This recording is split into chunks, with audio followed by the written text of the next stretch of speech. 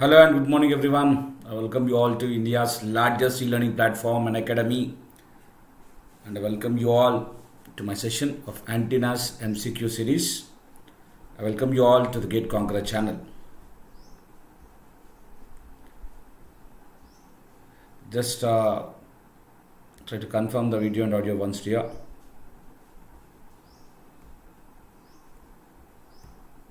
Confirm the video and audio once.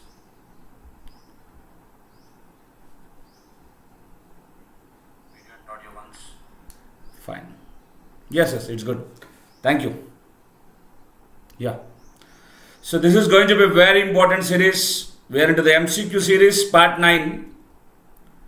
It's a unique series which will be useful for you people for preparation of antennas in whatever syllabus you have for antennas. Complete antennas will be covered in this particular series. And for whichever exam you write, we'll comprehensively cover all the exams. Good afternoon, Bhaskar. We would be covering GATE, engineering services and all other competitive exams, including BARC, ISRO and all, will be covered under one particular series, that is Antennas MCQ series. So that's the speciality of this particular series, dear. Completed 8 parts of it. And today, it's a double header. We have 2 sessions. One more session will be at 9 p.m. That will be on EM wave propagation.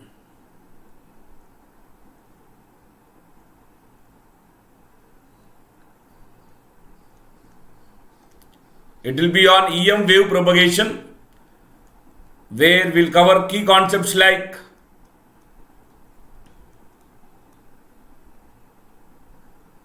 pointing theorem,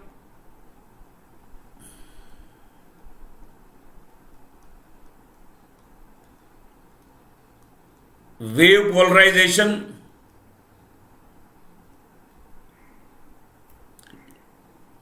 good morning Bhaskar,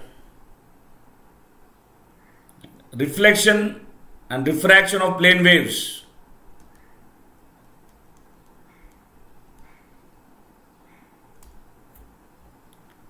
so this will be today 9 p.m. under series of EM wave propagation. This is going to be a very important class, dear. Do not miss this.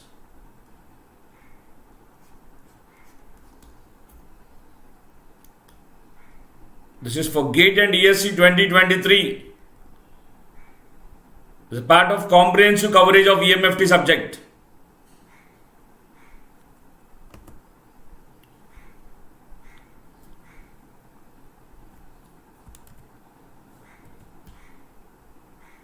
Yeah. Is that clear?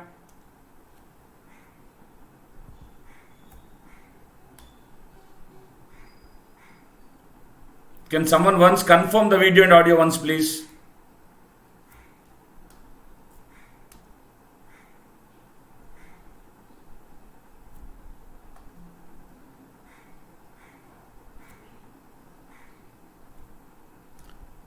Just confirm once, please.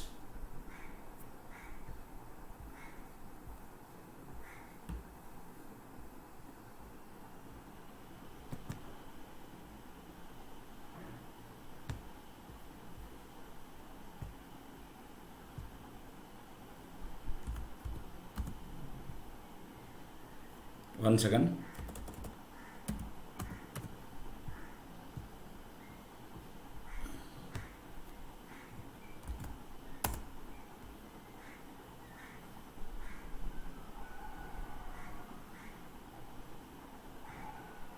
Yeah.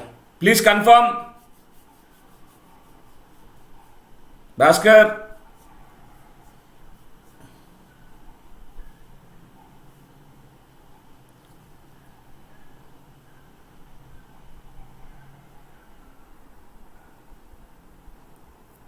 Yes, please.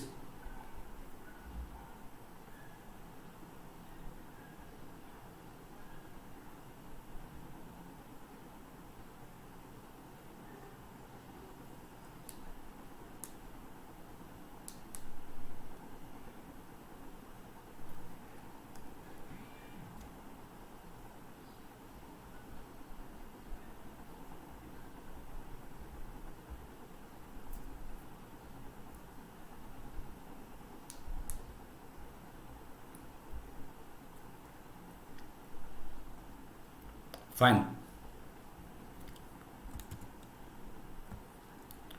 Before we move in, let me introduce myself. I'm GC Reddy, having overall 15 years of experience in teaching, guiding and mentoring GATE and ESC aspirants.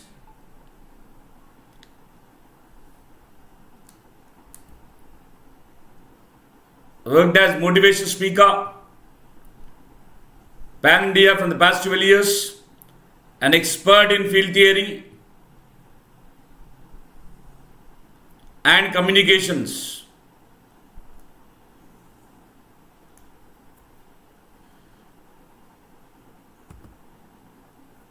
This is the official link to join us on our Telegram channel, where you can get the access of all the faculties of the GATE Conqueror channel, including the legendary KM browser. This is the link here where you can join us on the GATE Conqueror channel, and for all the followers of the GATE Conqueror channel, the good news is we had increased in number. Some more very efficient and experienced faculties are joining us. They'll teach us this month on YouTube, and we will cover comprehensively the syllabus for GATE 2023 and Engineering Services 2023. Comprehensive coverage of syllabus will be done for both of these exams, 100%. Myself, I will be covering EMFT and communications in priority.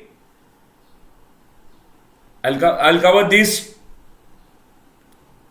two subjects, in which major part of EMFT is already done. I'll explain which parts of EMFT is done, which you can prepare for GATE 2023. And the rest of the syllabus will also be completed very soon. And this particular series is more intended for helping you people in the competitive exams where antennas is the main syllabus.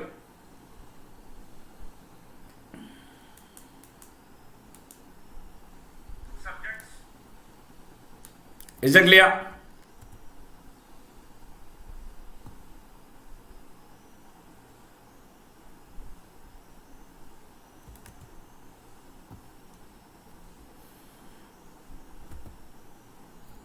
We are into antennas MCQ series.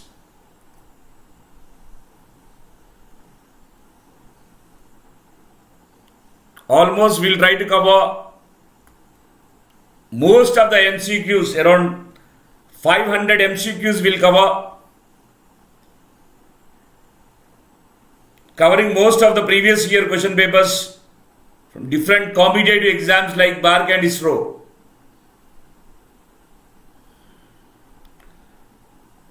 We are into this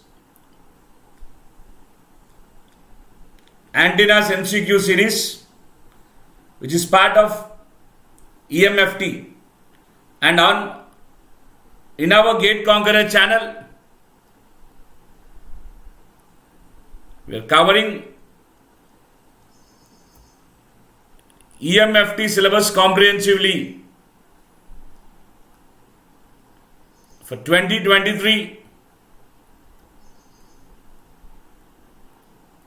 GATE and Engineering Services. EMFT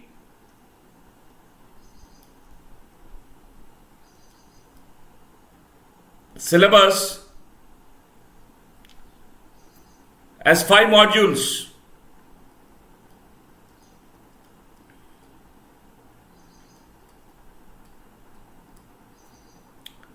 Module 1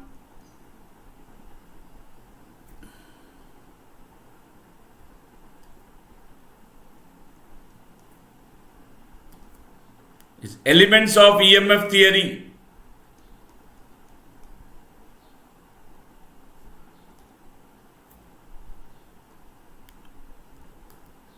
Module 2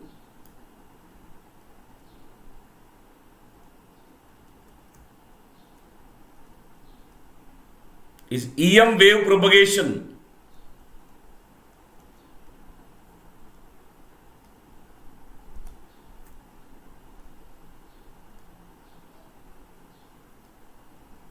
Module 3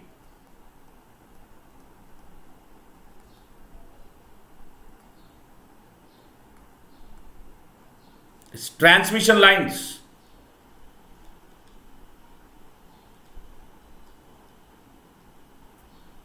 Module 4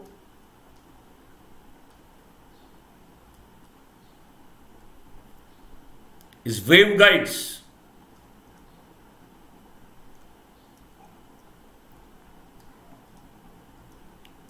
Module 5 is antennas and optical fiber communication. These are the 5 modules, dear. This module is common for EC and electrical. These 4 are only for EC, and this is common for both EC and electrical. Majorly, module 1 covers 30% of the total syllabi for EC, module 2 30%, module 3 20%, module 4 10%, and module 5 10%. This is for gate. In engineering services, some extra topics will be added in each of these modules, which are also covered, I repeat it here, which are also covered on our channel. So on our channel, if you go through these modules, that will be useful for both gate and engineering services. Orientation will be in such a way that we cover all the theory, all the derivations, applications, practice questions and previous year questions of all gate and engineering services. Therefore, this is a very unique thing that is happening here. If you follow a playlist, that will be useful to cover both gate and engineering services, which is a very unique thing. Hopefully you understand. You need not follow different playlists. Our approach is in such a way that it will cover both the gate and engineering services at a time. Got it?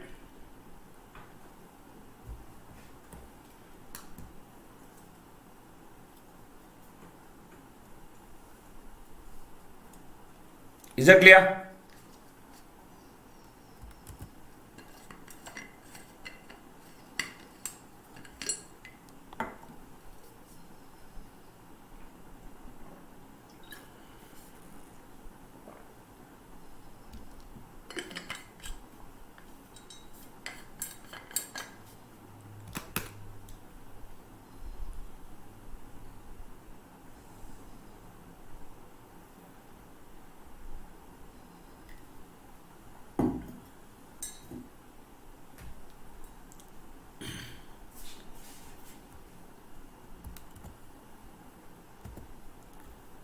So in module 1,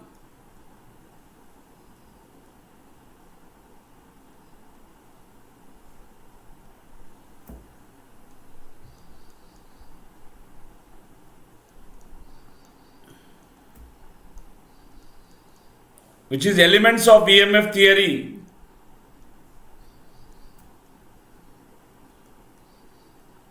common for ECE and electrical. It is complete syllabus for electrical people, and the syllabi is covered in such a way that it will be useful for both gate and engineering services. Already a playlist is been designed with 40 videos available on our app, available on our channel. Good morning, Anil. With 50 hours of lecture. Generally, for module 1, the maximum content that you can find on any YouTube channel will be around 8 to 9 hours. Whereas we had covered 50 hours of lecture only for elements of EMF theory. And the speciality of this playlist, is we had not only covered the theory and derivations of module 1, but extensively we had covered basics. I can say this, dear, you cannot find any playlist with this detailed basics on EMF theory. In this basics, we divided this basics into two parts.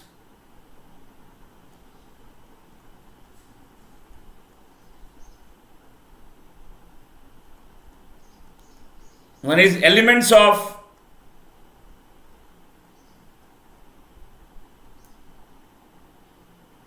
vector calculus. Under elements of vector calculus, why I am explaining this? Because if someone is joining new, they need to understand how much content is there on our Gate Conqueror channel. So we covered the basics, in which the first part, elements of vector calculus,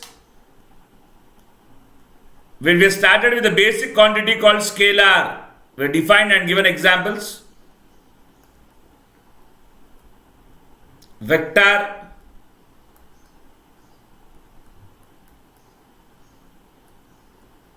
unit vector, then addition of vectors. Under addition of vectors, we had covered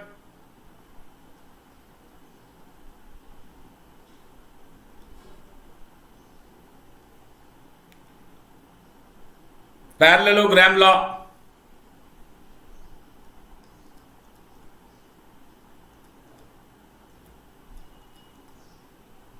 and head to tail rule.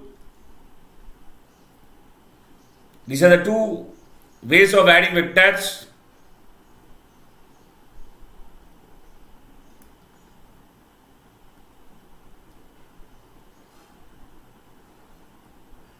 Then we had seen basic laws of vectors,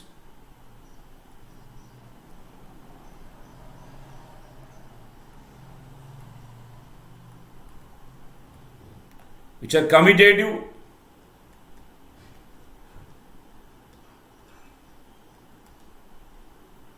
associative,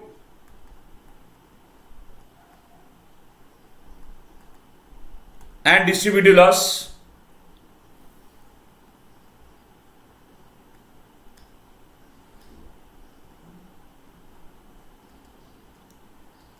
Then we have seen multiplication of vectors,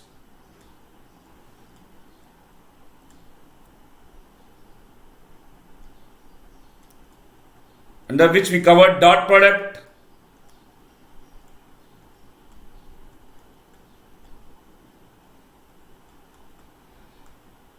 or scalar product,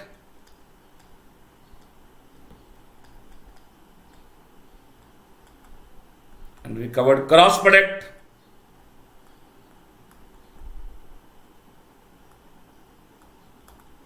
or vector product.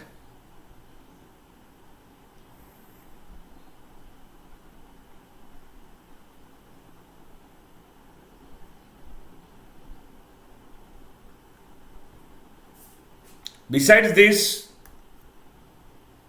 addition of vectors and multiplication of vectors,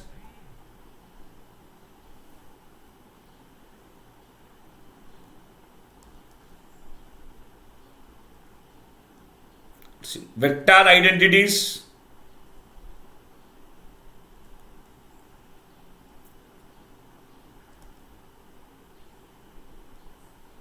unit vector relations,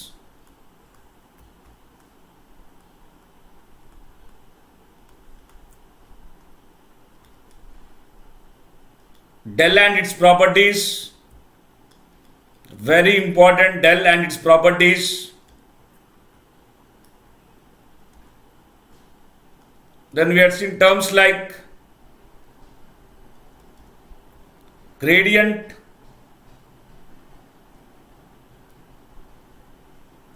curl, divergence,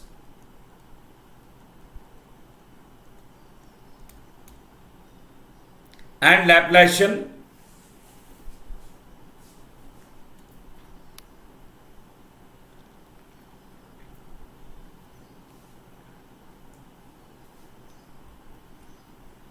Then we had introduced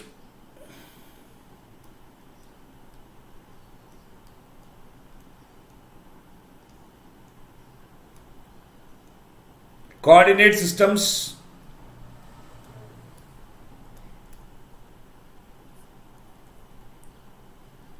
it's in types of coordinate system. We explained about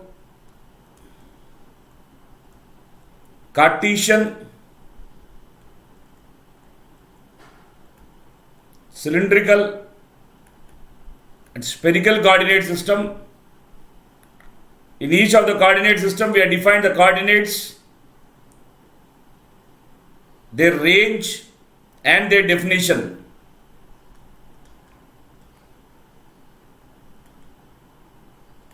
Coordinates, definition and range are described very clearly. Then we have seen point transformation.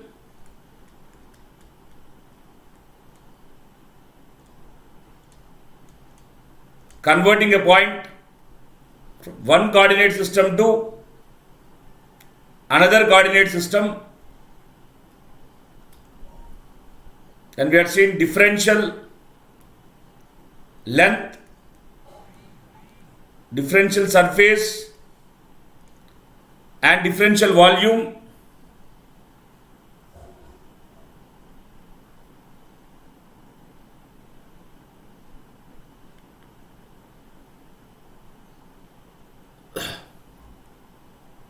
DL, DS and DV in all the three coordinate systems.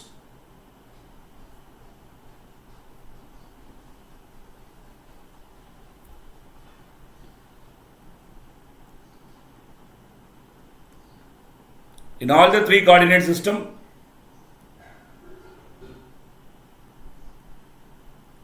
then we defined divergence, curl, gradient and Laplacian in all the three coordinate systems.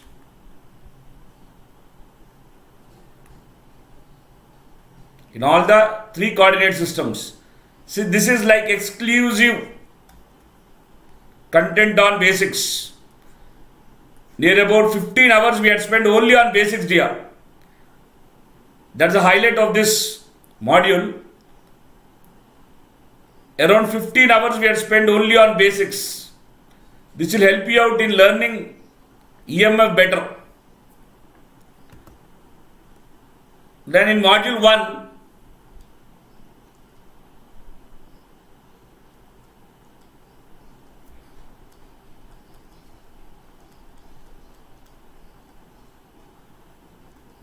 elements of EMF theory. We divided this into two parts.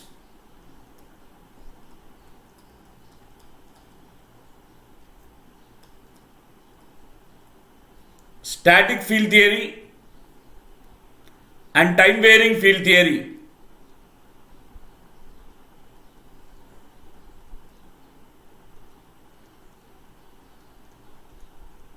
Under static field theory, mainly discussed on electrostatics, study of movement of static charges,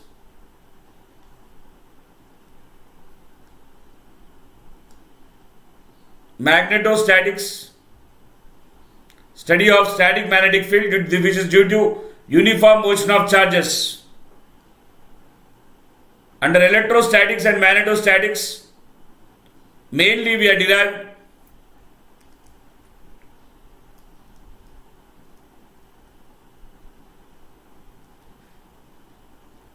Maxwell equations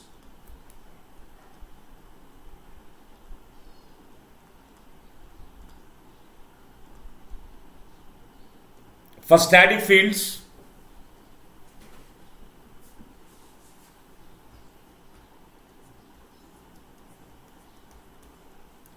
Under Maxwell equations for static fields,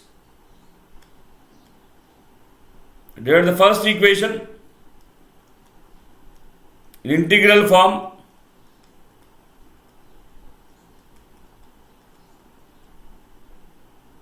Closed surface integral of d dot ds is equal to volume integral of rho v dv, which is integral form.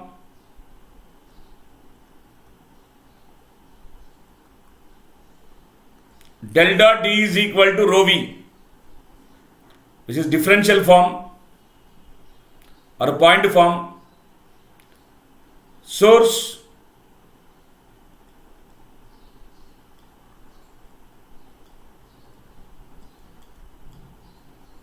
Gauss law for electrostatic fields.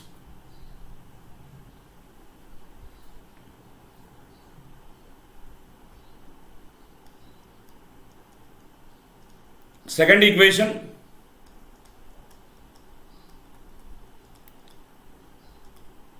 closed loop integral of E dot dl is 0. Integral form. Differential form, del cross E is 0. Curl of static electric field is 0, implying static electric field is conservative. Source, conservative nature of electric field. Source is conservative nature of electric field.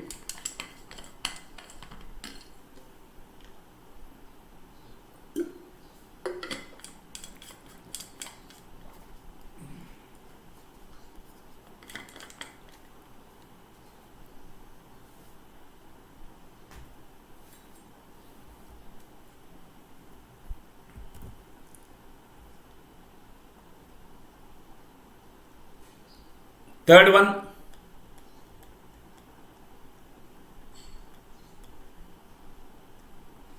closed loop integral of h dot dl is equal to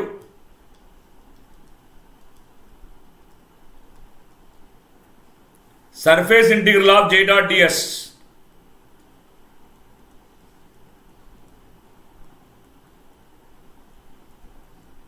Implies del cross h is equal to j. Curl of static magnetic field is equal to current density.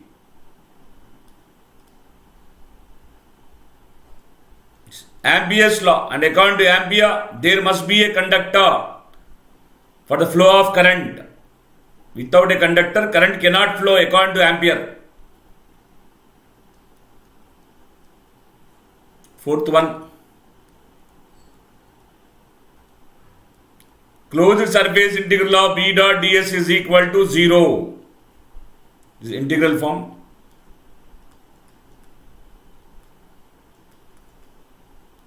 Differential form, del dot B is equal to 0. Source,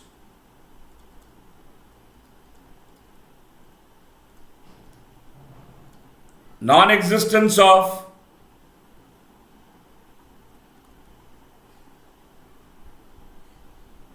magnetic monopole,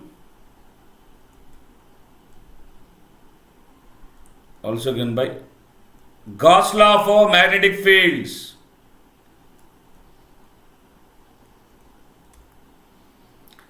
These are the table for Maxwell equations for static fields.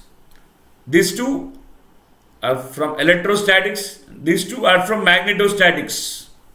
If you want to go through the detailed explanation of this, please go through the playlist of elements of EMF theory, where there are exclusively 40 videos are recorded with 50 hours of content. Please go through them. I had derived the derivations for the same, and also lots and lots of applications under each Maxwell equation, covering so many practice questions and previous year questions.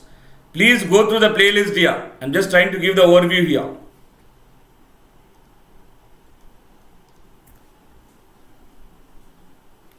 So, that we have covered in electrostatics and magnetostatics.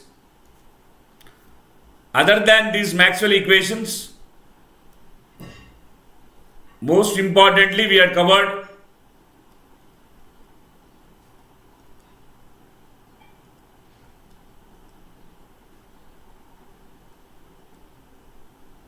Poisson's and Laplace equations, and so many applications here.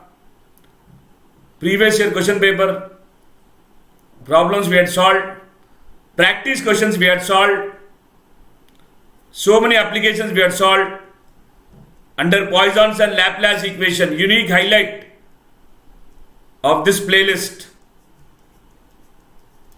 Some very unique problems, special problems we had done under Poisson's and Laplace equations. Then we had derived the very important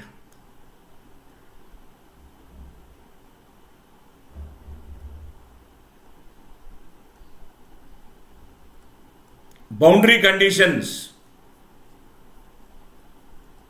in which a boundary condition is something, as you know, if you know the boundary condition and if you know the field on your side, you can find the field on other side. That's the greatness of boundary condition. We have derived such 4 boundary conditions using the 4 Maxwell equations. The first boundary condition is ET1 is equal to ET2. Tangential component of electric field is continuous across the boundary of discontinuity. That's the first boundary condition. Second one, dn1 is equal to dn2. If and only if rho s is equal to 0, where rho s is the surface charge density that is deliberately placed on the boundary. So this implies, the word statement implies, normal component of electric flux density is continuous across the boundary of discontinuity if and only if rho s is 0. Therefore, they are conditionally continuous. Whereas the first boundary condition, ET1 is equal to ET2, tangential component of electric field is continuous across the boundary of discontinuity, is unconditionally continuous. That is unconditionally continuous. Third one,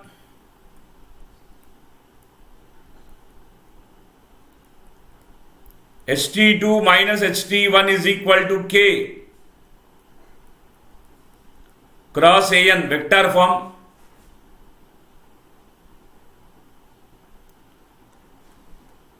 Scalar notation, HT2 minus HT1 is equal to K, the magnitude of surface current. If K is 0, we can write HT1 is equal to HT2.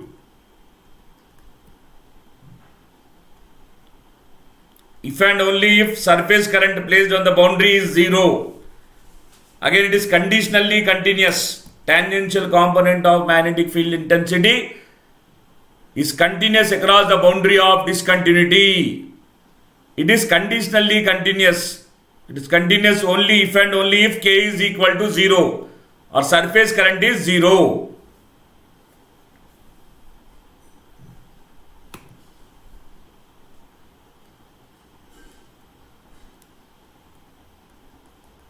Fourth one, Bn1 is equal to Bn2.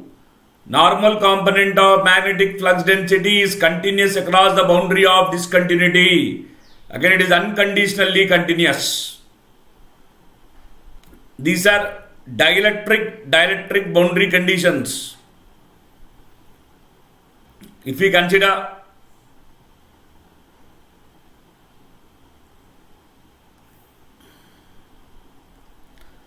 dielectric conductor boundary conditions,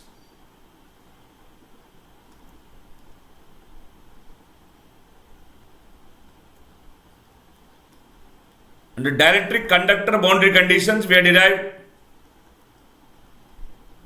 On the surface of a perfect conductor, tangential component of electric field is continuous or is zero. On the boundary or on the surface of a perfect conductor, tangential component of electric field is always zero. Second one, D normal is equal to rho s. On the surface of a perfect conductor, normal component of electric flux density is equal to surface charge density. These two are dielectric conductor boundary conditions. This we have derived. For detailed explanation of these boundary conditions and their derivations, please go through the playlist of elements of EMF theory.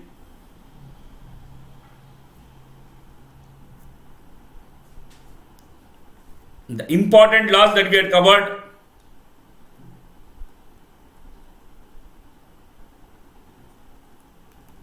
are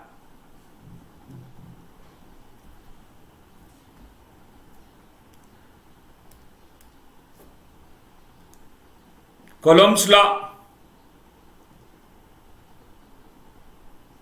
and we have seen applications over point charge, line charge, surface charge and volume charge. Very lengthy derivations and all, which are useful for engineering services mainly. So many applications, practice questions, everything we had covered in this playlist. Please go through it. Coulomb's law and applications. Coulomb's law is a generalized law that governs electrostatics. Then exclusively we have dealt with Gauss law, the generalized law that governs electrostatics, and applications. In magnetostatics, we had covered Biot-Savart law, the generalized law that covers magnetostatics and applications,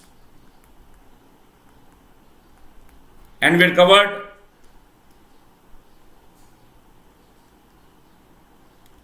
exclusively Ampere's law and applications. All the theory, derivations, applications over line current, surface current, volume current, all the derivations, previous year question papers, practice questions, everything we had covered. If you see here, in this Coulomb's law is a generalized law that governs electrostatics. Gauss law is a special law which is applicable only under or only on Gaussian surfaces. Similarly, Biot-Savart law is a generalized law that governs magnetostatics, and Ampere's law is a special case which can be applied only on Amperean paths. There in Gauss law application, Gaussian surface is something which is symmetric with respect to charge distribution, and in Ampere's law, Amperean path is something which is symmetric with respect to current distribution. These important laws we had covered. Again, for in detailed explanation, you can please go through the playlist.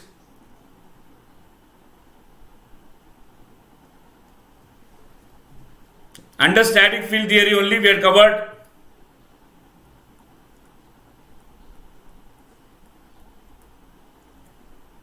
capacitors and inductors.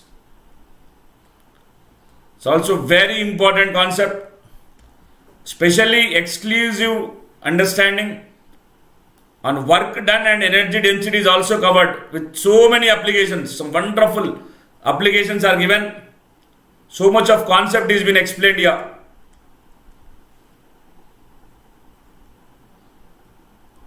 Please go through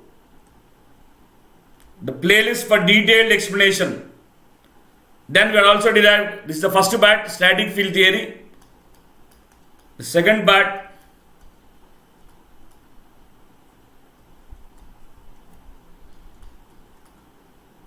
time varying field theory. Out of these Maxwell equations for static fields, equation 1 and 4, the dot products remain the same. Both the cross products will vary or will change in time varying fields. This is modified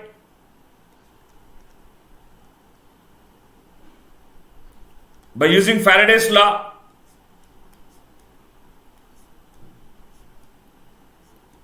and this is modified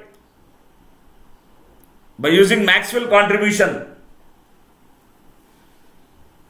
It's modified using Maxwell contribution.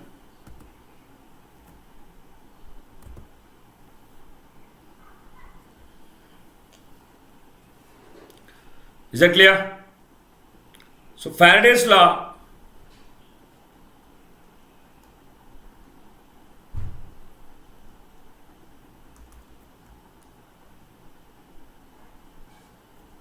one second. Integral form, closed loop integral of V dot dl is surface integral of minus dou b by dou t dot ds.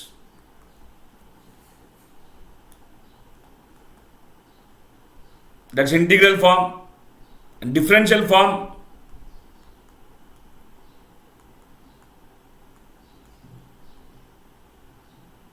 del cross E is equal to minus dou b by dou t. Spatial orientation of electric field depends on time varying magnetic field. Now we got interdependency between electric field and magnetic field, which is an essential condition if these fields need to be part of a wave.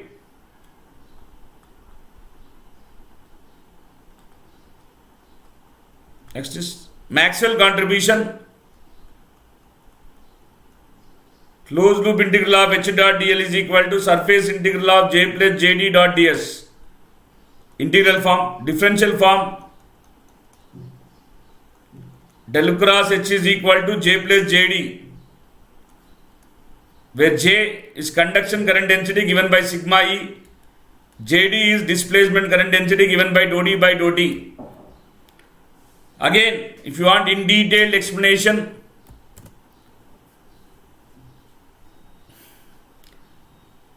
about these concepts, please go through the playlist. We are determined. Good afternoon, dear. We are determined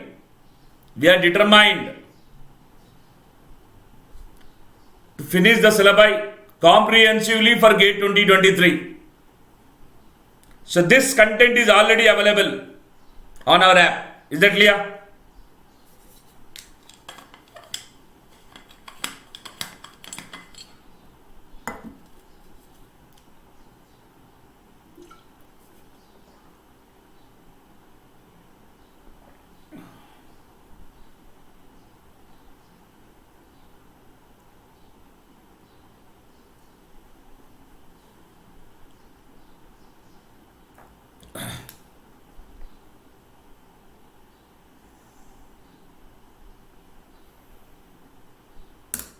Is that clear?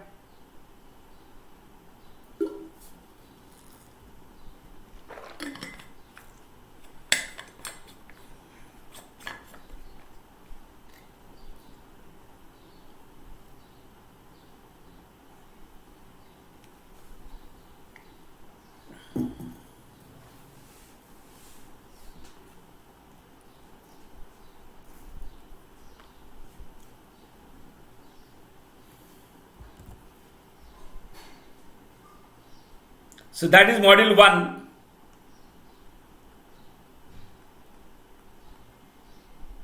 With 40 videos and 50 hours of exclusive content.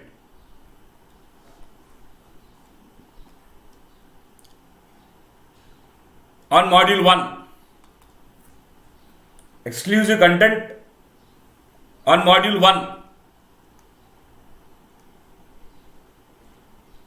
Please go through this part of syllabus for ECE, complete syllabus for electrical, covering both gate and engineering services. Coming to module 2,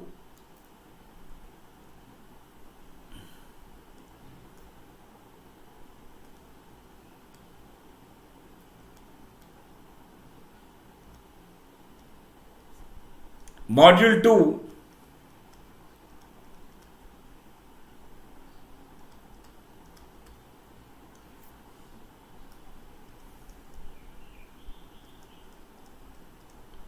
It's elements of EMF theory.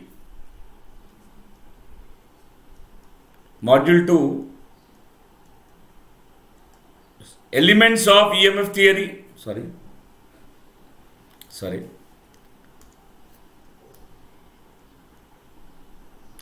Module 2. EM wave propagation. In EM wave propagation, we had started our analysis with what is a wave and how it propagates, what is the change of phase with respect to space and change of phase with respect to time, what is the importance of beta and omega. In-depth analysis we have done. Some exclusive content is there on this module 2 dear, almost like 3 to 4 hours concept I explained regarding EM waves, and after you go through that concept, EM wave propagation will become very, very easy, I am telling you. And that is an exclusive content that which you cannot find anywhere. It is in YouTube dear. Just go to Anandi Mina. Just go to Gate Conqueror channel.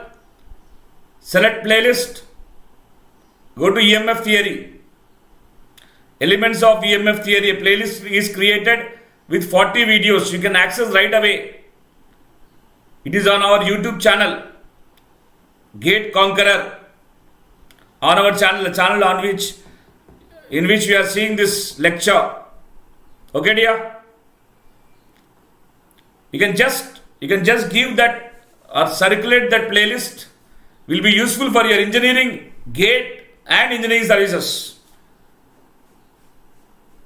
Complete syllabus for gate and engineering services for both EC and electrical. And for electrical, complete syllabus, and EC it's a part of the complete syllabi. Is that clear? So many of you don't know that this level of content is there.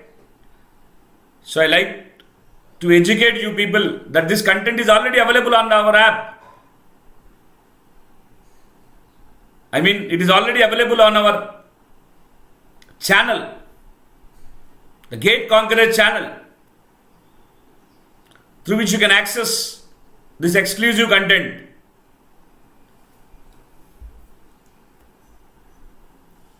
Clear, Anandi Meena?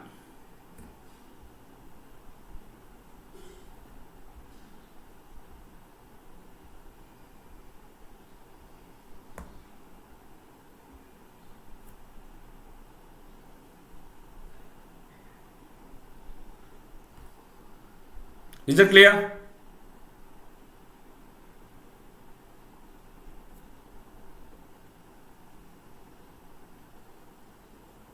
Yeah.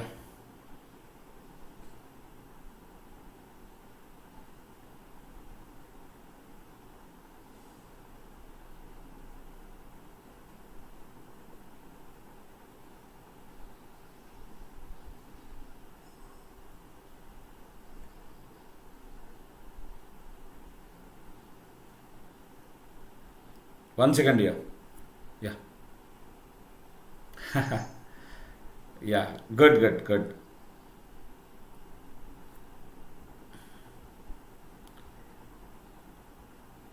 One second. I'm trying to set up my phone. Internet connection is lost on my phone. 1 second. Yeah. Oh, that's good. Then just you can share that link dear. You can share the playlist. It will cover complete syllabus dear. That's good thing. Not only that, we have covered so much of syllabi. The Gate Conqueror channel. I'll explain one by one today. Module 2 EM wave propagation, a part of syllabus for ECE, where some exclusive content or discussion was done on how EM wave propagates, and some in-depth analysis on Maxwell equations for time varying fields was been done. Especially we had done more emphasis on Faraday's law, which is del cross E is equal to minus dou B by dou T. And Maxwell contribution, del cross H is equal to J plus JD, where J is sigma E and JD is dou D by dou T. From both these equations, it is very clear that the spatial orientation of electric field, del cross E, depends on time varying magnetic field, and spatial orientation of magnetic field depends on time varying electric field. There is dependency between the spatial orientation and time varying field. There is an interdependency between electric field and magnetic field, which is a common condition that is required for a wave to propagate. So from here, we had clubbed up these two equations to form what? Can anyone tell me? We had clubbed up these two equations to form Helmholtz equation.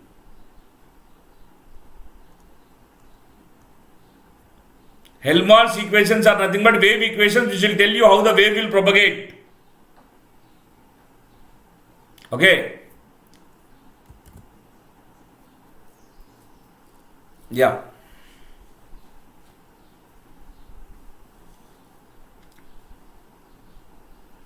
You can ask your students also to join Anandamina. Today 9 p.m. EM wave propagation is going on. Okay. We will have emphasis on Poynting theorem, wave polarization, and reflection and refraction of plane waves, in which we will deal about critical angle, total internal reflection and Brewster angle.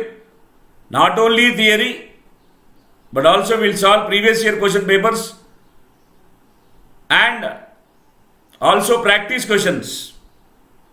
So exclusive content, derivation, concept, previous year questions and practice questions will be dealt today at 9 p.m. under EM wave propagation part 9. If you can share among your students, it will be more beneficial and they can interact with me directly. So EM wave propagation,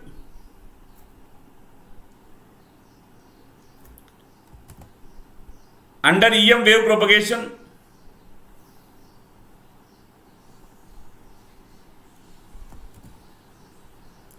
we had seen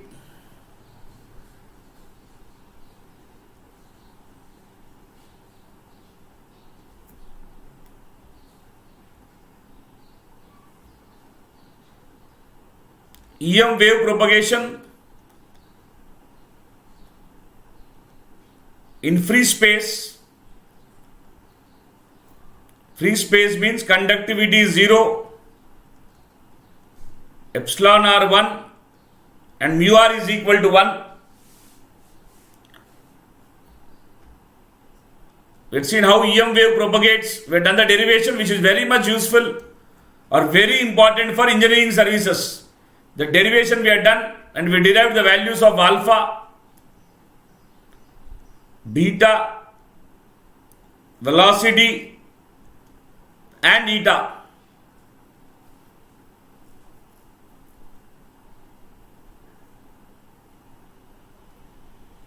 Oh, 16 semester is starting, no problem. They can follow up. You tell me what kind of series is required for your students. Shall we do MCQ on EMFT, MCQ on communication, or in detailed series on any other concept, or like shall we go for TL, waveguides? You can share your opinion. Thereby we will plan, okay? We'll plan early morning session 6 to 8 so that students can attend this class and go to college. You let me know already what content we have on our app. I'm explaining now. From 16 we'll start that particular series based on your suggestion. Okay. Please let me know, dear. Your suggestions are welcome.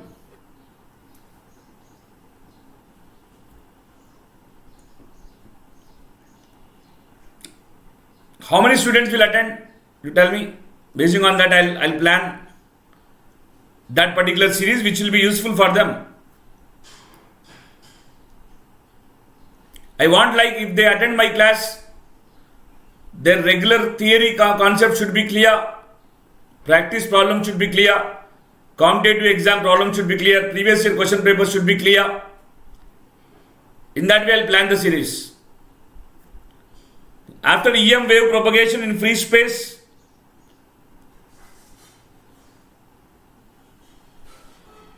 completed EM wave propagation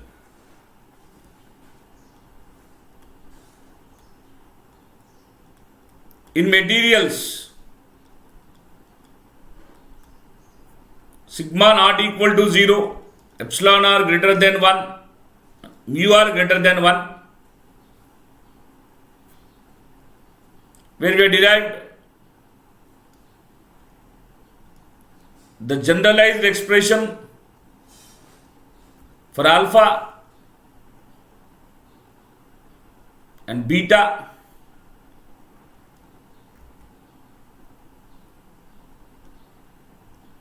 and also we derived the expressions for velocity v eta, we derived penetration depth delta, derived skin resistance Rs,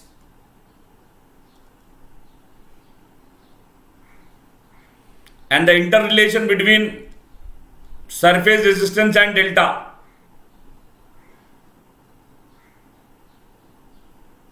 This we had exclusively done or covered EM wave propagation in materials.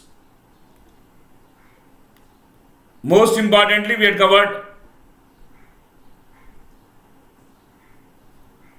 alpha, beta, velocity, eta, and in materials, we covered loss tangent, are also called as dissipation factor, tan of phi, sigma by omega epsilon, where phi is 2 times of theta n, where theta n is angle of intrinsic impedance. Thank you, Anandamina. Let me know. If 50% will attend, Anandamina, within 2 days I'll make it 100%. But meanwhile, what kind of series I need to start? You suggest me, such that students will be at maximum benefit.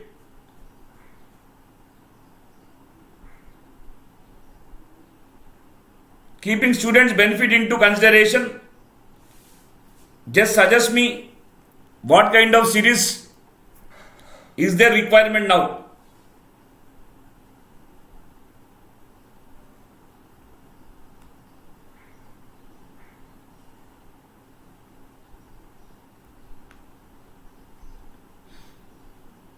Okay, then we had seen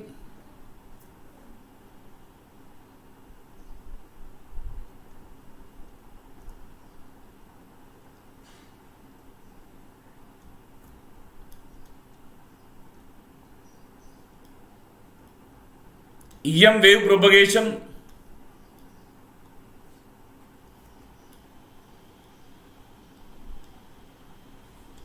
in good conductors. Good conductors means sigma far greater than omega epsilon, sigma by omega epsilon far greater than 1, or sigma by omega epsilon should be greater than 100. It is good conductor.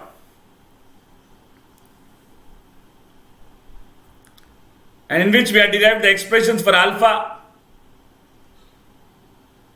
beta, velocity, delta, surface resistance and eta.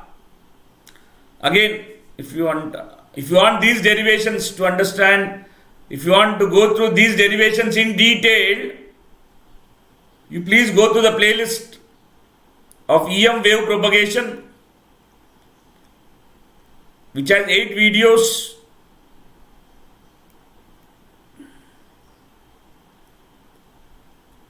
And 18 hours of content.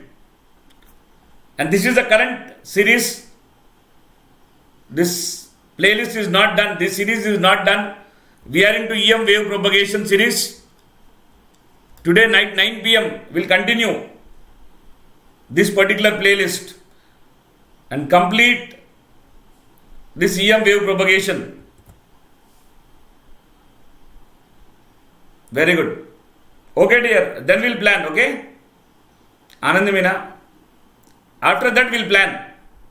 But suggest me or give me good inputs so that my thinking is all about how to help these students. So see to it that students will be on the benefit side. I'm ready to take the pain if they are getting benefited. And also this particular series also, dear, EM wave propagation, some really exclusive content we have delivered here. More elaborated discussions, previous year question papers, practice questions, solutions we have done. Generally EM wave propagation, maximum content that you can find on YouTube is 5 to 6 hours. Against that, already 18 hours of content we have delivered with 4 videos, with 8 videos. And today we'll have EM wave propagation part 9. We'll try to cover some more topics which are not covered here, and we'll cover module 2 EM wave propagation comprehensively such that it will be useful for both GATE and engineering services. So out of 5 modules, like module 1 is done, module 2 today will finish. That's the reason I say the GATE Conqueror channel, on GATE Conqueror channel, on our channel, you can learn the subject comprehensively. And as I told you, the good thing is few more educators are joining us. So we are increasing in our strength and we are determined and ready to complete the syllabus for GATE and ESC 2023 for EC and electrical comprehensively.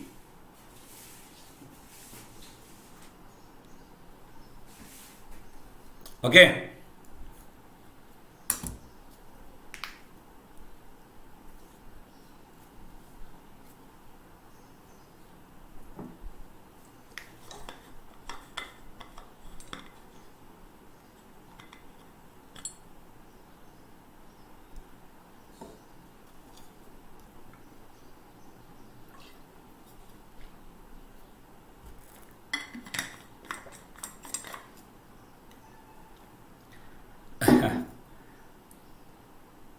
Thank you, Anandamina.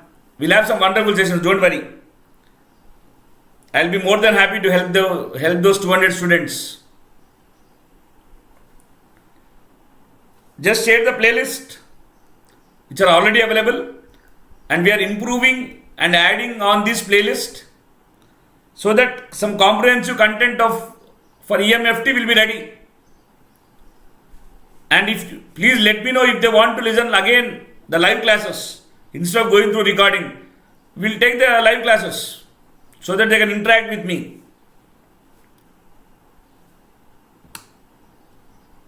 I mean module 1 already, which has been completed. If they want that module 1 or they want to listen the module 1 live, then it's okay, I'm ready to take those classes also live.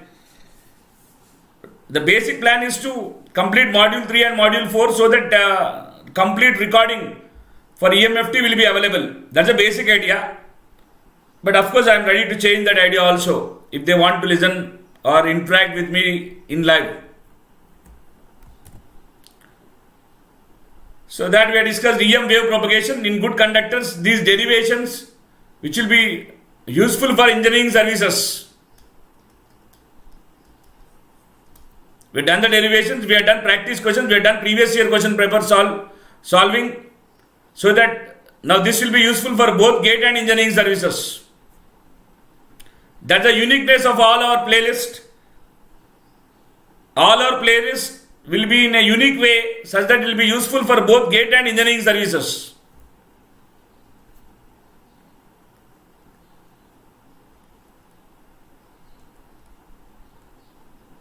Then we went through EM wave propagation.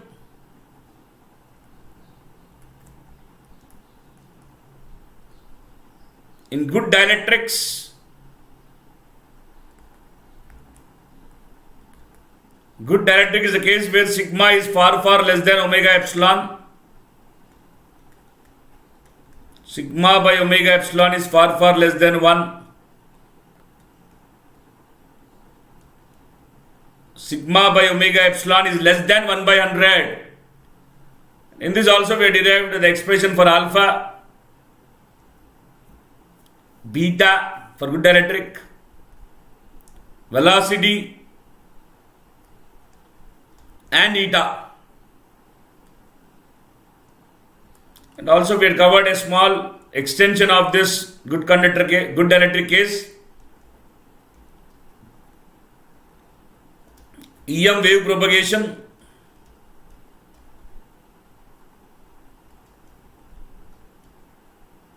In perfect dielectrics, this is a case where sigma is 0, epsilon are greater than 1 and mu are greater than 1. Perfect dielectric, which is nothing but an insulator. These 5 topics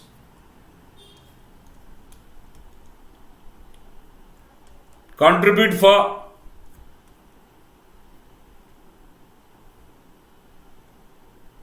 EM wave propagation,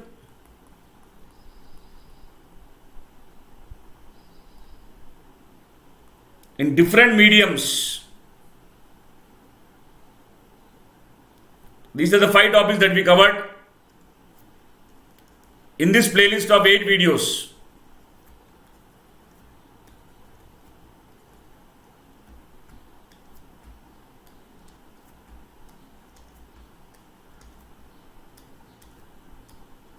Yes. Other than this, we also started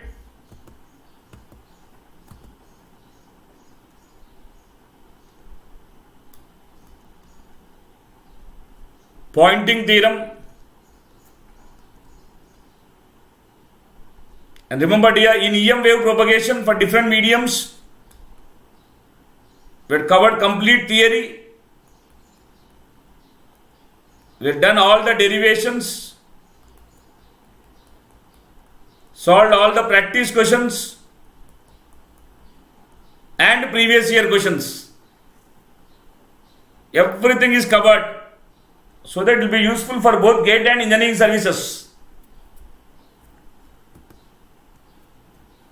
Pointing theorem, we completed.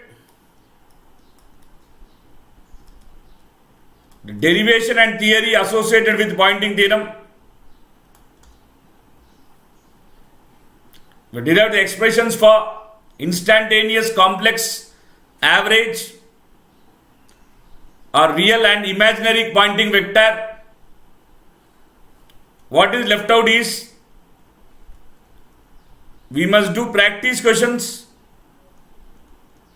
and previous year questions under the topic of pointing theorem, which we'll cover today at 9 p.m.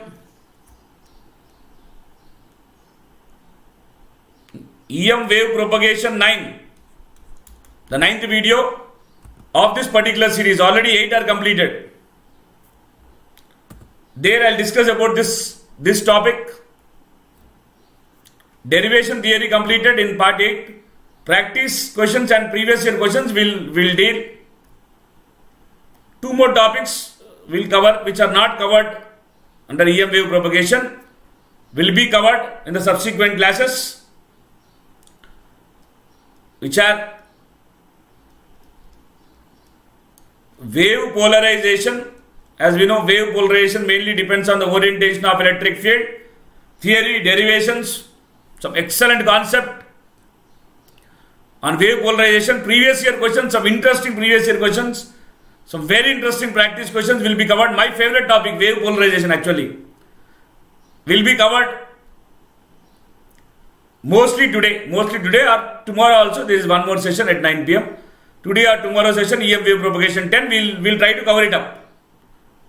This wave polarization, thus that will be useful for both GATE and engineering services and other competitive exams. And also we'll cover about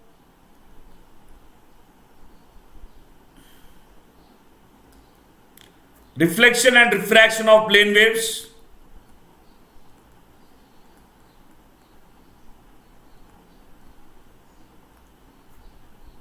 under both the incidents.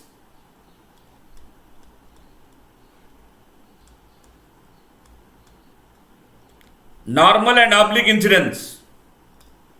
Under oblique incidence, again we'll have exclusive discussion on perpendicular polarization and parallel polarization.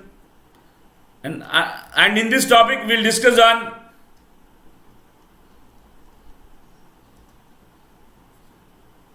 critical angle, total internal reflection, and Brewster angle. These topics we'll try to cover. This part is left out. That means I can say module 2 80% completed, and in today and tomorrow we'll complete this 20%. Today 9 p.m. session and tomorrow 9 p.m. session. Once this is completed here, like you will have both module 1, module 2 completed. Complete syllabus, module 1, module 2 will be completed. Already module 1, you know, 40 videos are in the playlist with 50 hours content, and today and tomorrow we'll complete this. You will have 10 videos with a minimum of 25 hours content. So overall, first 2 modules you'll have 50 videos and 75 hours.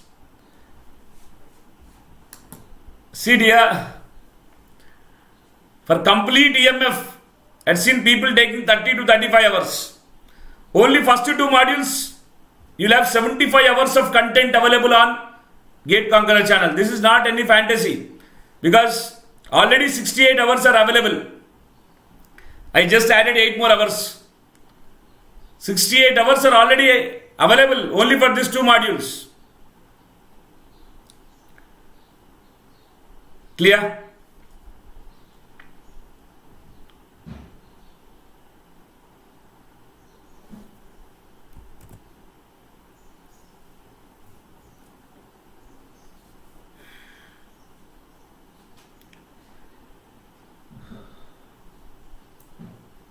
So today's session, in today 9 p.m. session, we'll again continue from pointing theorem and try to maximum finish off the EM wave propagation today and tomorrow, 2 days. In these 2 days, I must finish module 2, which will give you a lot of satisfaction, because complete first 2 modules will be available for students with 50 videos and 75 hours of content. So that will be very good. That will be a very good initiative to do so.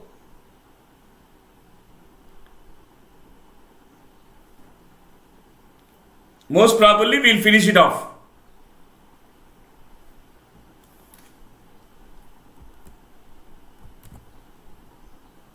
Then module 3,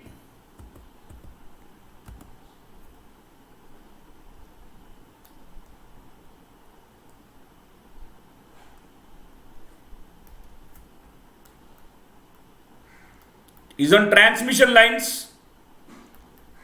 Very easy topic. In complete EMFT, this is the easiest topic.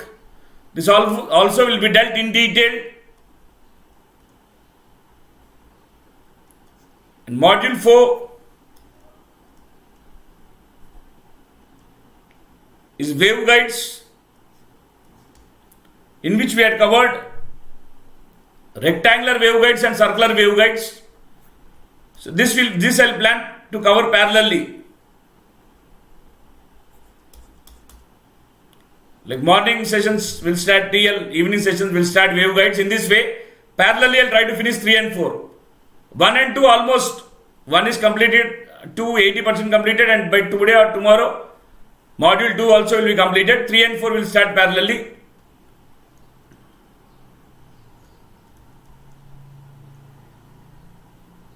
Module 5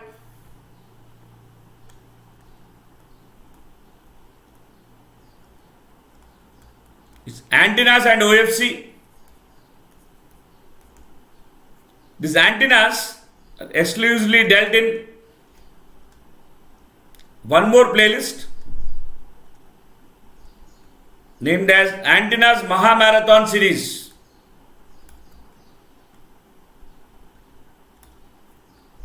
In which already we had recorded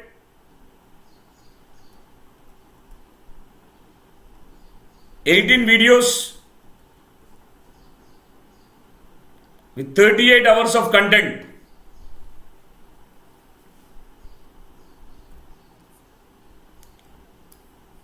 I'll add up 2 more videos here, at least 2 more videos, 12 hours of more content I'll add.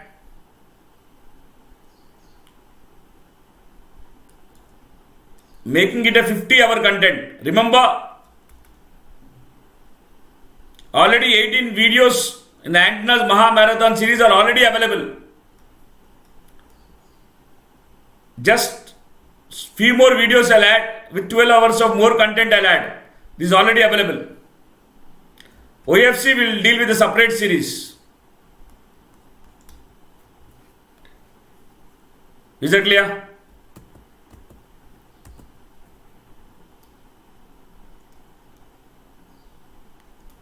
As a part of module 5 completion, the topic of antennas is covered under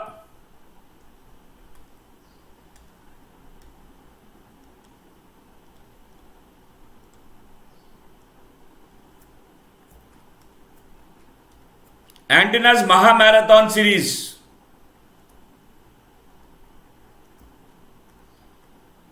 Already we have 18 videos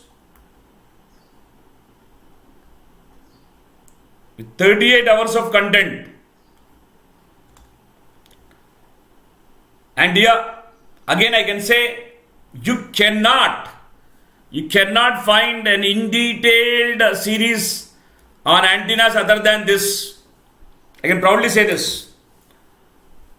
Mostly 5 or 6 hours of content you can watch or you can find on any channel, any YouTube channel. But already we got 38 hours of content on antennas.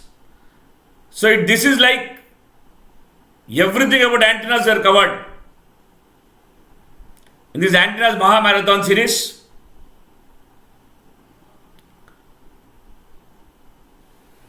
Just a second.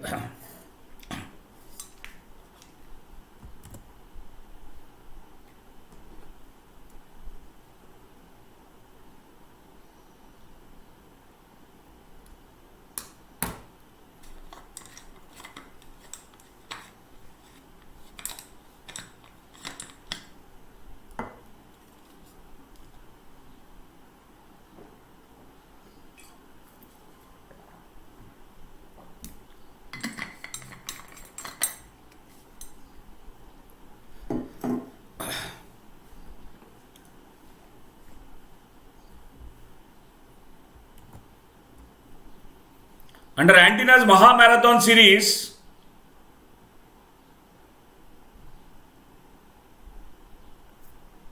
we started with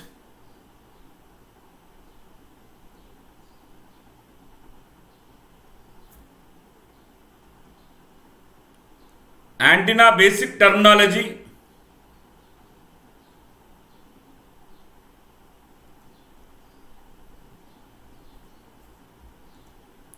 Antenna basic terminology.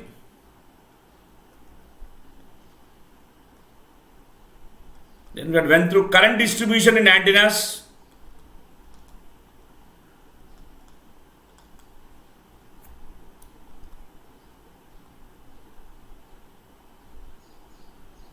Current distribution in antennas.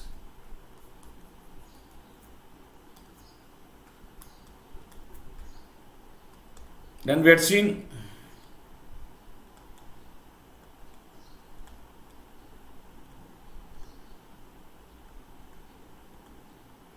radiation mechanism of antennas.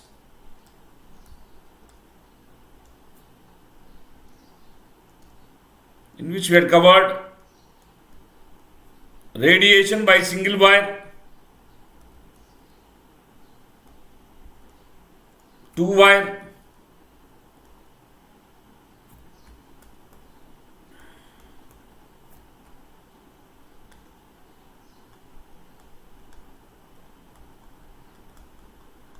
and dipole antennas.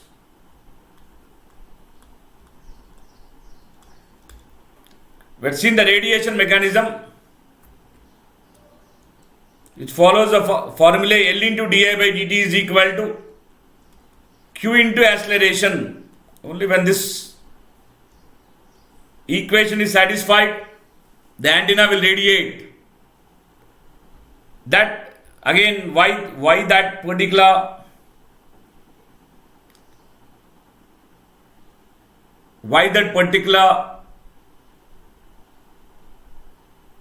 equation is important.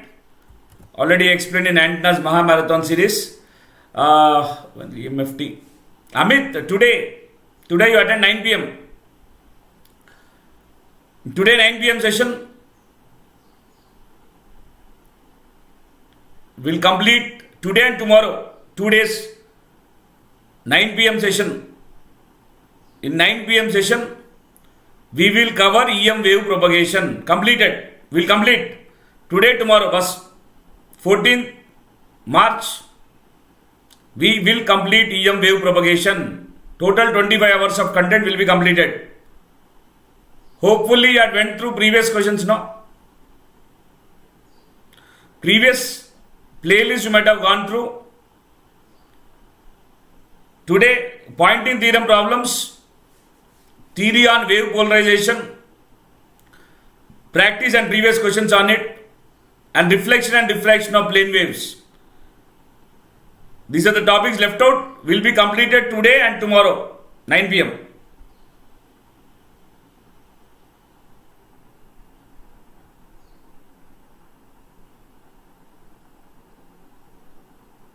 Yes, only comprehensive course we had. I am also inclined towards comprehensive course only, Amit. And this is the only exclusive series where we are trying to cover the MCQs on antennas only antennas. This series is different. The most important series is the comprehensive series, where I am trying to make different kinds of playlist and try to cover the syllabi. Today you join at 9 p.m.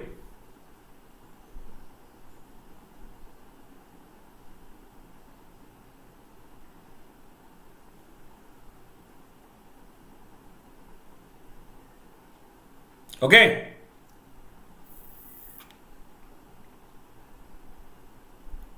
Today you can join at 9 p.m. dear.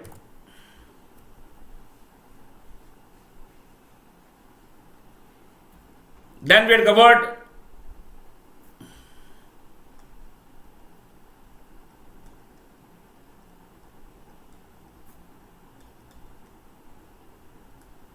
the radiation pattern of antenna.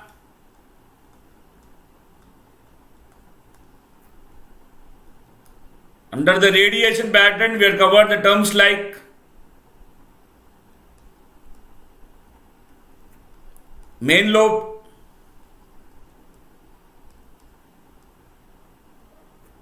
side lobe, back lobe nulls,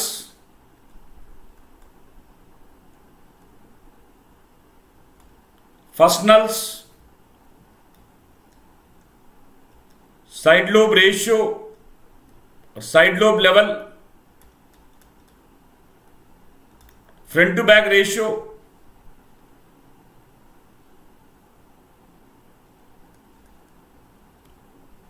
FN BW beam width between first nulls,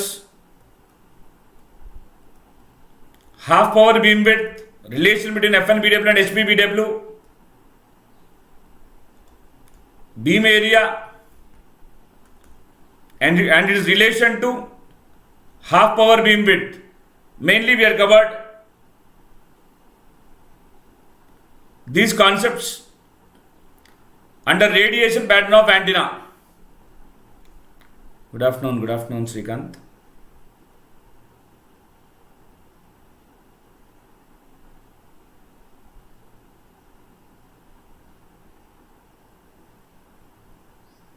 Please start transmission line after wave propagation theory.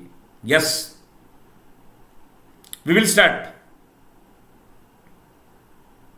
We will start transmission lines once the wave propagation is done. When the channel will start properly. This week, all the educators will join. This week, everyone will join, don't worry. Yes, Srikanth, good afternoon.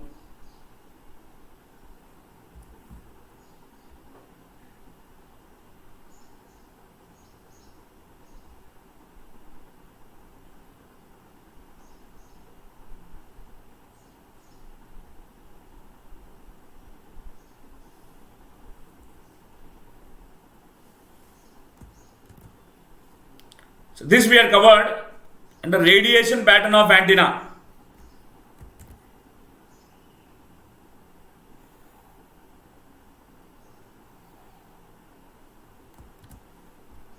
Then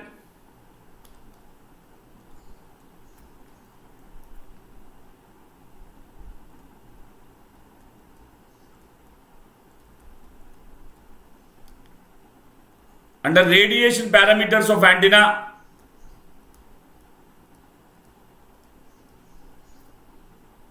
we had covered terms like simple gain, power gain, where losses are considered,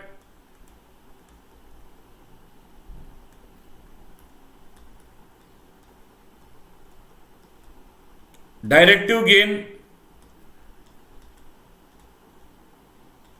losses are not considered,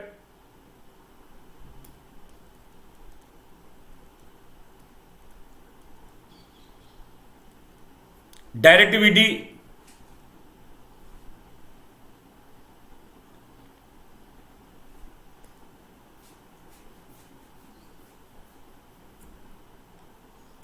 efficiency,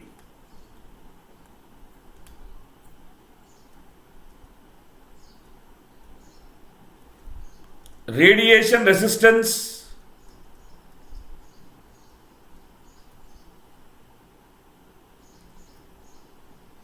radiation intensity,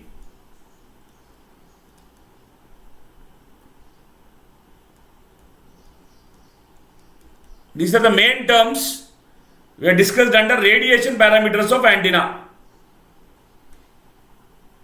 Then we went on to, after radiation parameters, we went on to antenna arrays.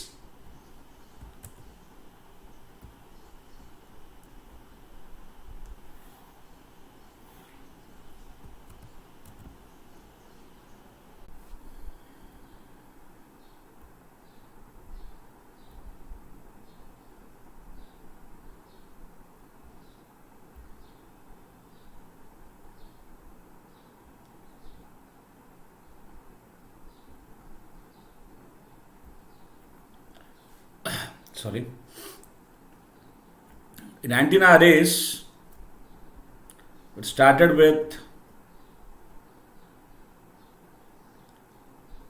2 two element array.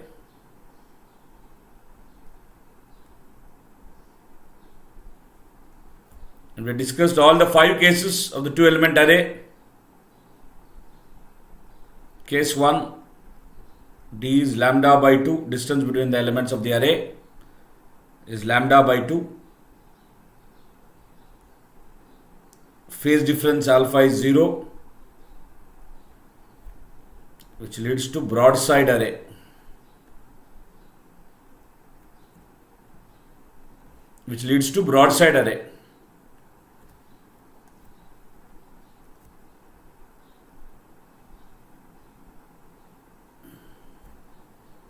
That was one case.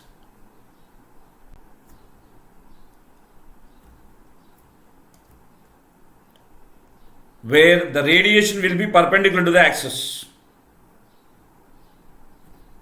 Next is spacing is lambda by 2. Alpha is 180. In case of end-fire array, radiation will be along the axis.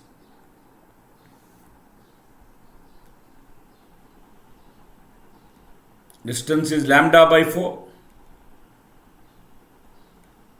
Alpha is pi by 2. Heart shape pattern with a major lobe in the second quadrant.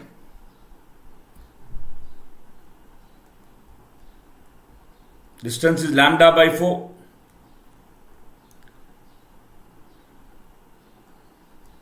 Alpha is minus pi by 2. Heart shape pattern with a major lobe in the first quadrant.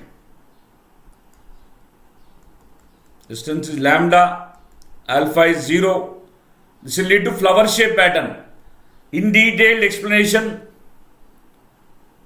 about all these different cases were discussed in detail here.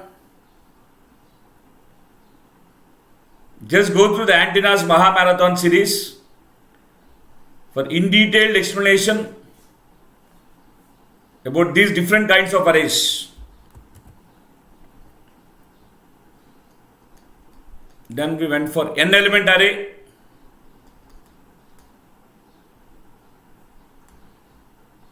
N element array, we discuss the cases of broadside array and end-fire array mainly. Hello Prakash. And also we have discussed about some special arrays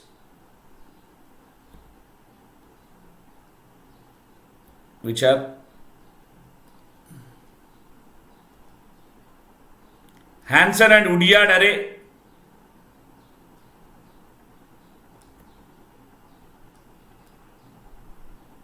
which is also called as end-fire array, with increased directivity.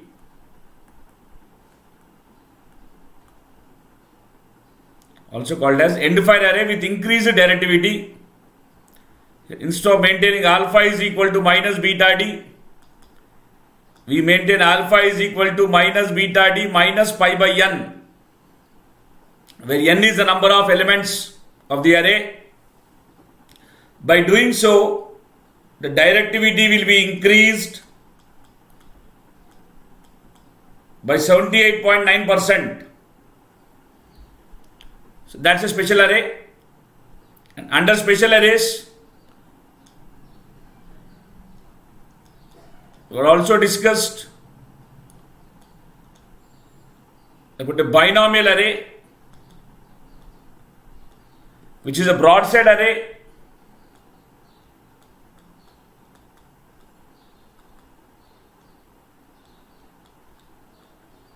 with non-uniform distribution in amplitude. And this non-uniform distribution follows the coefficients of a binomial series. Therefore, hence the name binomial array proposed by Johnstone in 1929. Because the coefficients of the binomial series are matching with the amplitudes of the current that are fed in this array, Johnstone has named this array after the name of binomial, call it as binomial array. Advantage of this array, you will have no side lobes. Very much useful in applications where tracking should be done. Useful in radar applications. Drawback is decreased directivity.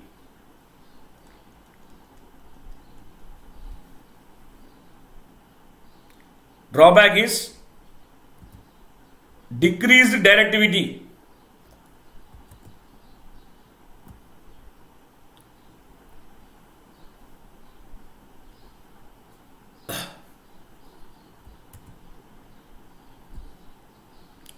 Drawback is decreased directivity. This kind of antenna arrays we have discussed. Then we have started off with 7 sister antennas.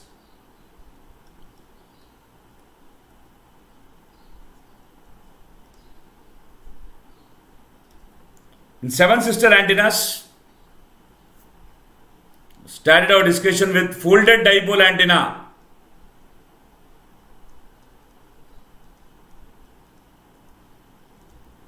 A folded dipole antenna will have increased input impedance. It offers high input impedance, and this input impedance offered will be n squared times of Z11, where Z11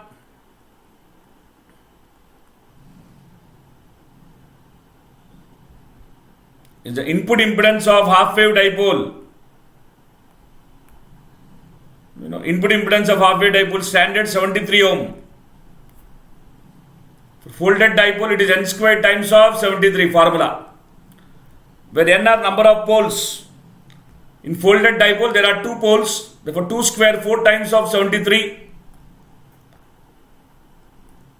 It is offered 292 ohm, approximately the impedance of coaxial cable, which offers 300 ohm. Basically, these kind of elements are used as driven element in order to counter loading concept. Because of loading, the input impedance will decrease and thereby matching may go wrong or matching may lost. Therefore, in order to maintain the matching and to maintain the impedance, high input impedance or adjustable input impedance devices are used, which is folded dipole. It's a broadband antenna, adjustable input impedance.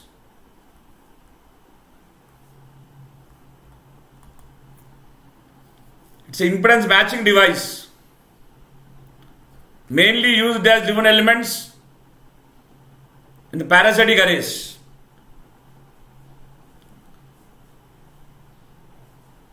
That's about the folded dipole antenna.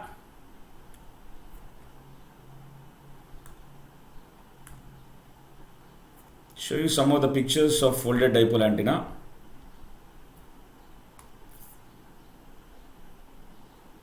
This is a practical picture of folded dipole antenna. You can see here.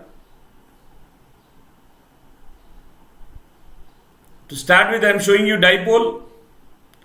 This is a dipole antenna, half wave dipole antenna, and this is the folded dipole antenna.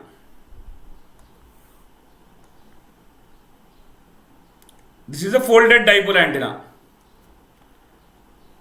This is half wave dipole. and this is folded dipole acting as driven element in the Yagi-Uda antenna. Driven element is the element to which the power is fed or from which the power is taken.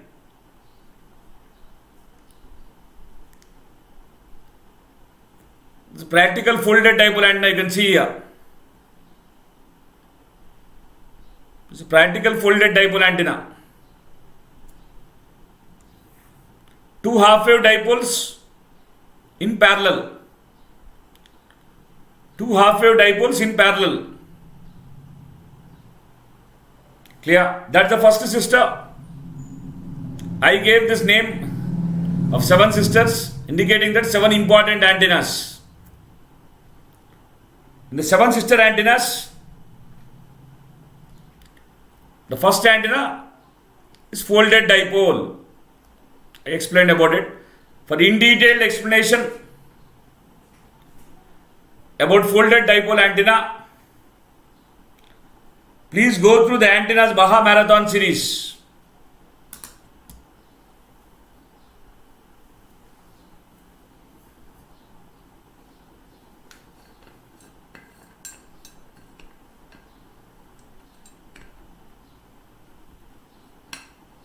Is that clear?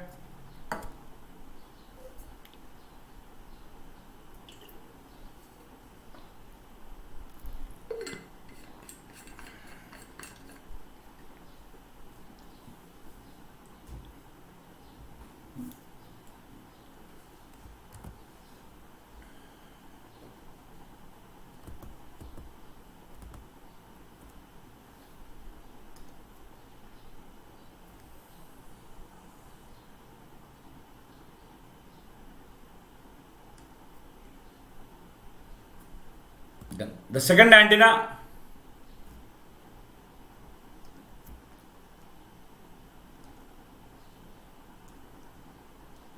is a Yagi-Uda antenna.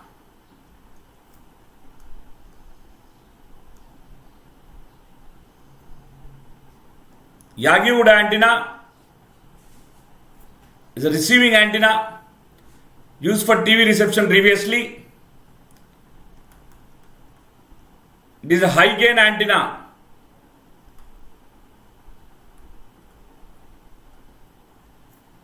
Or a super gain antenna.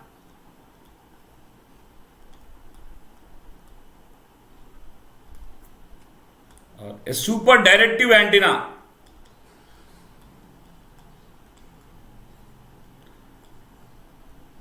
As it can transmit or receive the signal in one direction. It can transmit or receive the signal in one direction. It is a super gain antenna. It provides a gain of 40 dB. 40 dB is not a joke, dear. 40 dB is a very high value. It can provide gain up to 40 dB. Why it is very high? Because okay, before I go for that, let me show you some Yagi-Uda antennas. Then we'll discuss on that.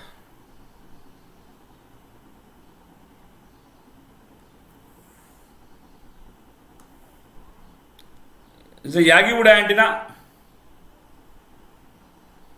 which contains the reflector, the driven element to which the power is fed. You can see here. And set of directors aiding for the directivity. Aiding for the directivity.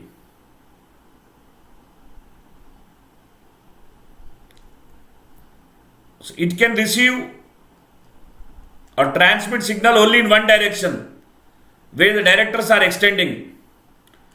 In this direction, we will have maximum gain, which provides around 40 dB gain, which is practically very high value.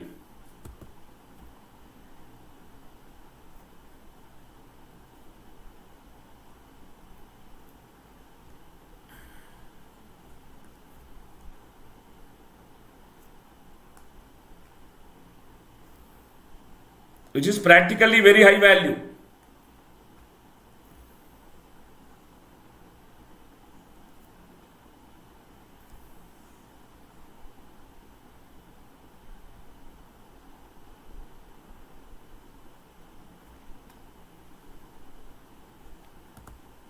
So fine.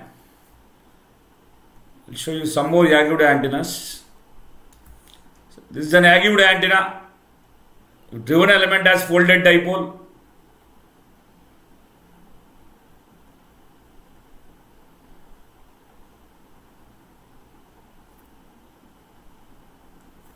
One more Yagi antenna. This is also Yagi antenna.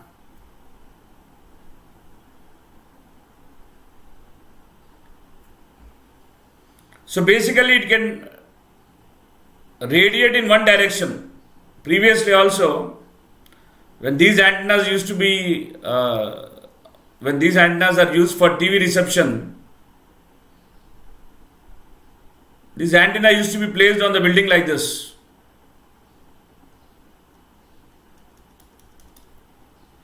And these directors are placed towards the TV station. Only then it can receive or transmit it from that particular direction. And due to strong winds, this antenna used to rotate slightly from this position to this position. Then you used to get disturbance in the signal, TV signal. That disturbance can be avoided if you rotate it back again. Because this is the capacity of the Yagi antenna, which can transmit or receive signals only from one direction. But in that direction, it has so much of gain, near about 40 dB. 40 dB is actually practically very, very high value. How I'll explain.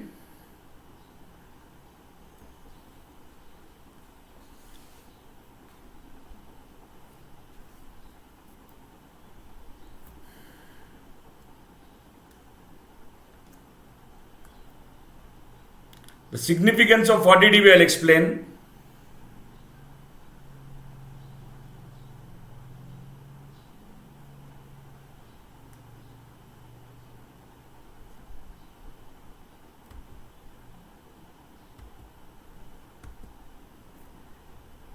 Let me explain the significance once.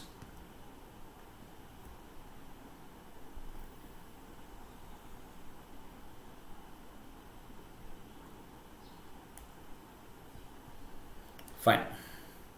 See here, if the power is 10, I'd like to explain the significance of this 40 dB concept.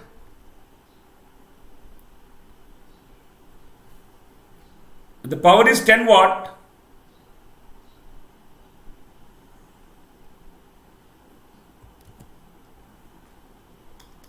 Power in decibel is 10 log 10 to base 10, which is 10 dB.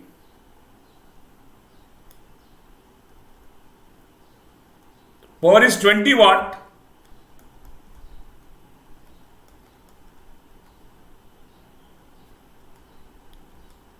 Power in decibel, if you want you can calculate. Power in decibel 10 log 20 to base 10.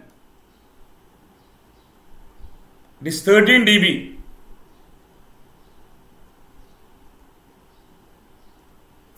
Power is 40 watt.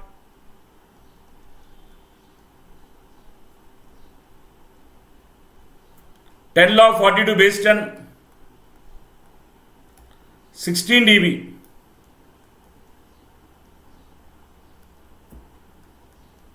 So this 80 watt.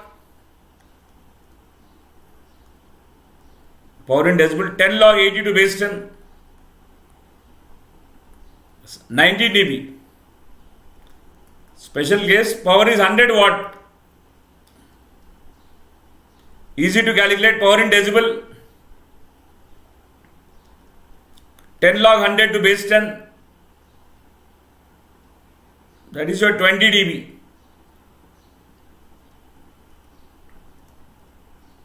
Power is 160 watt. Please calculate.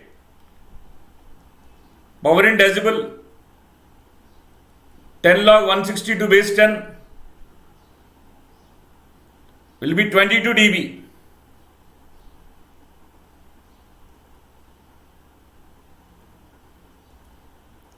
$320 watt.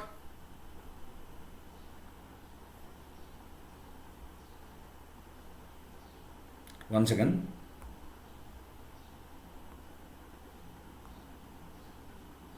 Yeah. 320 watt.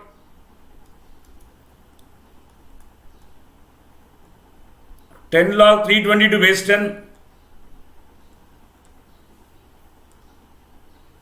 is 25 dB. 640 watt.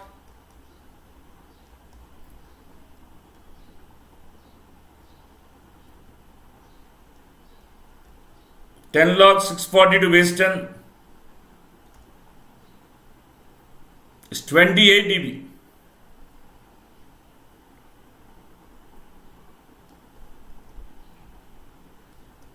Special case 1000 watt.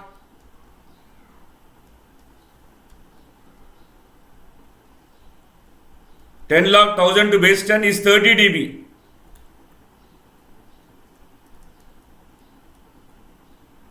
$10,000 watt.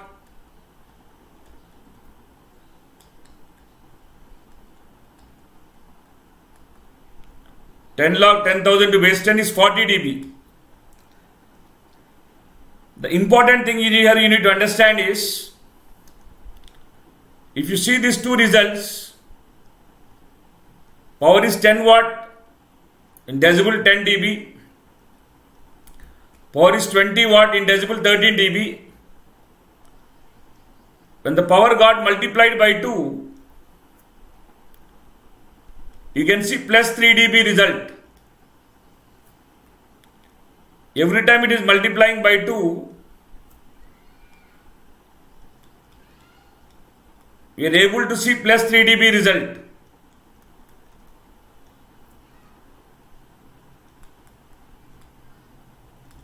So, for every plus 3 dB, the power gets doubled. Similarly, on the other side,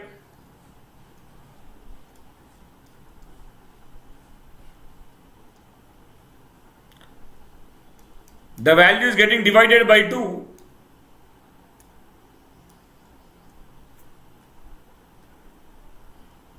That is minus 3 dB. Value getting divided by 2, minus 3 dB. Value getting divided by 2, minus 3 dB. So every minus 3 dB, the value will be divided by 2. So that's the rule which is called 3 dB rule. According to 3 dB rule, for every plus 3 dB, the value will get doubled. And minus 3 dB, the value will become half. Similarly here,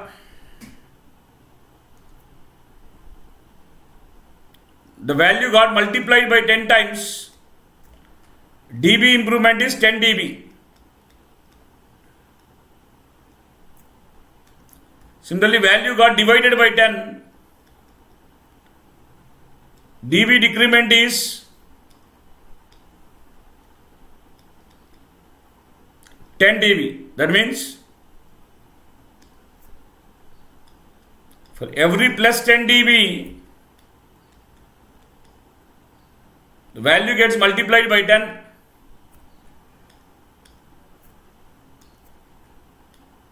Minus 10 dB if you do, the value will be divided by 10.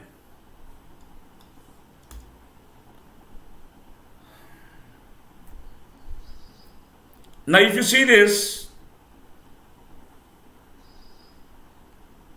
change here, plus 20 dB, value got multiplied by 100. So I can write For every plus 20 dB, the value gets multiplied by 100.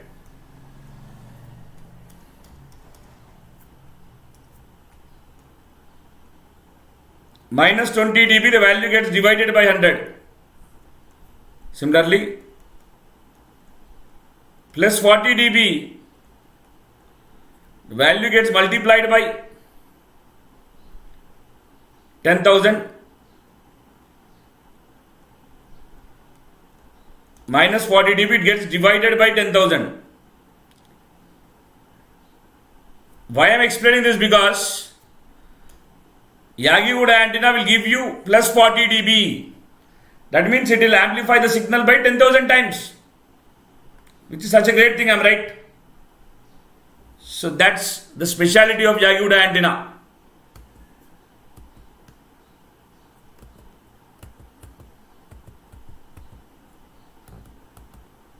Got it, everyone? Is that clear?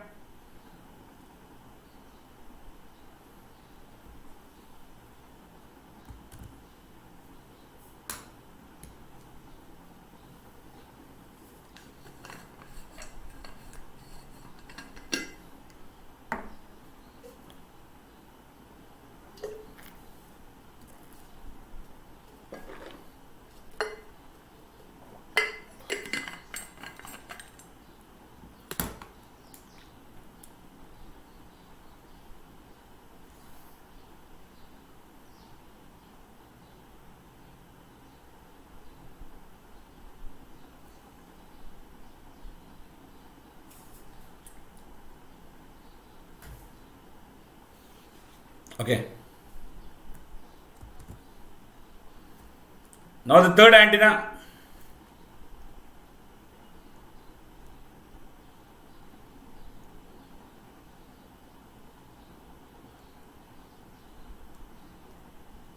Helical antenna. Helical antenna is the simplest antenna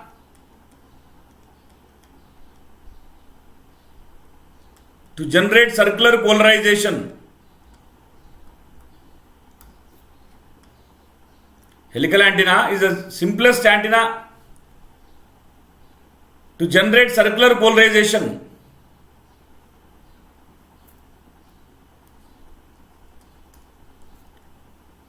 It can be operated in two modes.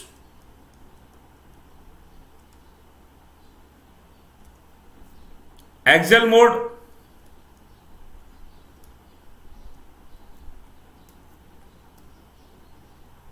and normal mode. In axial mode,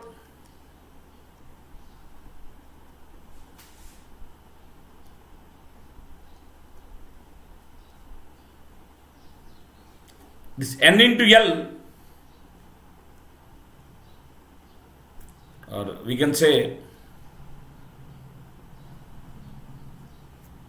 the circumference is approximately equal to lambda. Then we call it as axial mode. Used in satellite communications, space probe communications.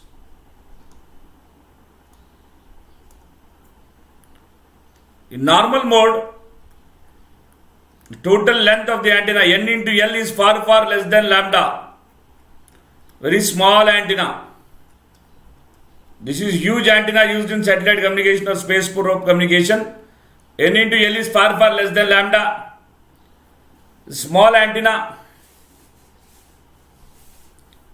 specially used in applications like Wi-Fi router.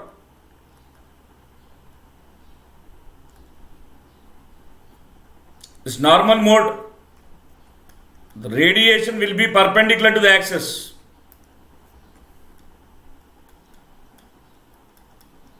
And bidirectional.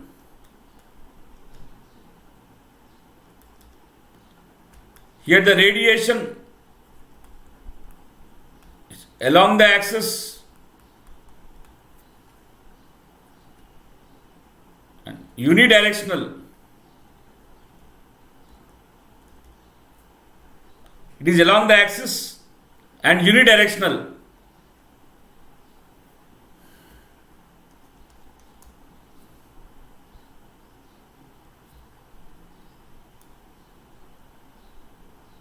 Is the inner conductor.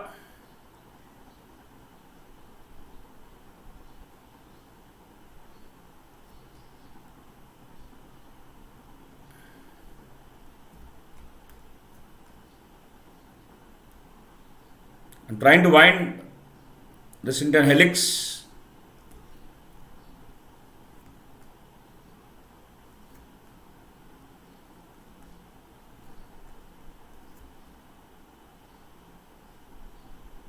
This is the inner conductor.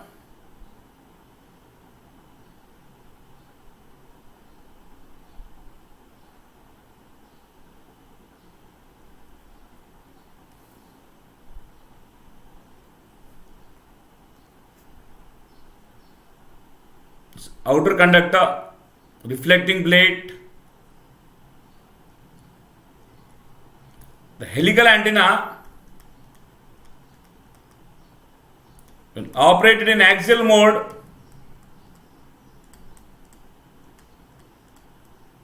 it acts as non-resonant antenna.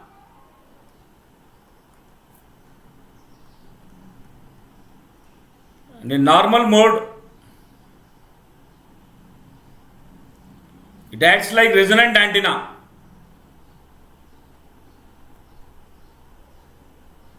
Normal mode, it acts like resonant antenna. This is the wounded helix. N are number of turns.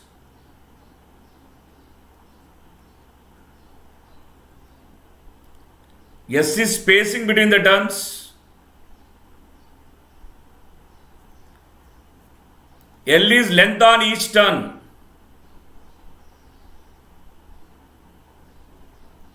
Therefore, N, number of turns into length on each turn, will be total length of the antenna, total physical length of the antenna.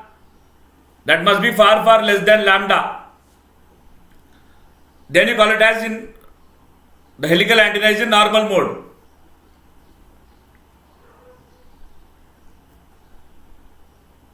This is the d diameter of the helix. The circumference of the helix is given by pi into d, which is approximately equal to lambda. Pi into d is approximately equal to lambda, means d is approximately equal to lambda by 3. Then you call this antenna to be in axial mode, used in satellite communication and space probe communication.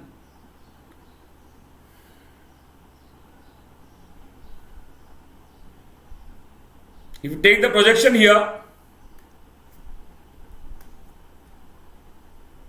if you try to straighten up this,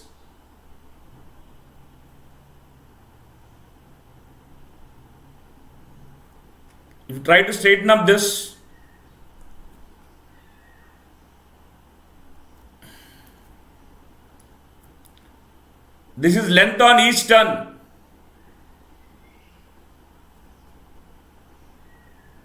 And this is the length, and this is the circumference.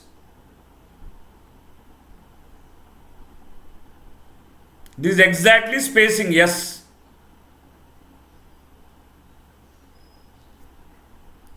Spacing.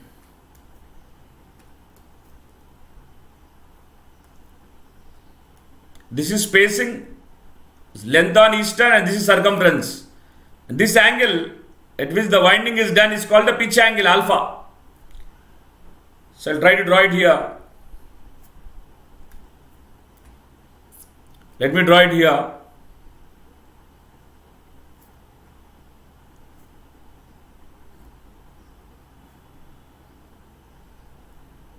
This length L. This is circumference.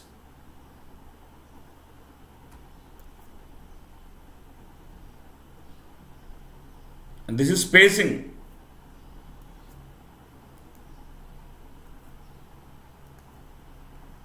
This spacing, this circumference pi d, this length on each turn, this angle is alpha. From this is a right angle triangle, 90 degrees here. This hypotenuse L. Hypotenuse square is side square plus side square, or hypotenuse is under root of side square plus side square. This is one formula you get from this.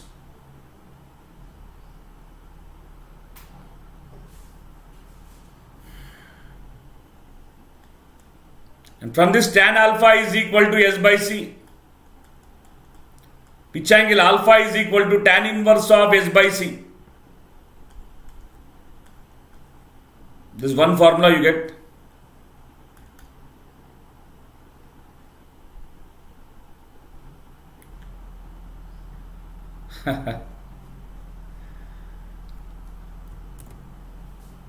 Siddhant Sagar. What happened here? Where is Ken Rao, sir? Sir will come very soon. The wait is over. Don't worry.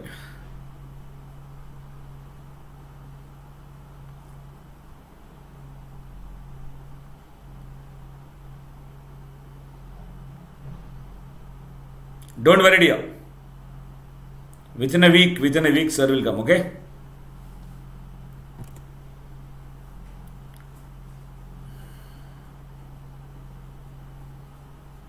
In terms of lambda,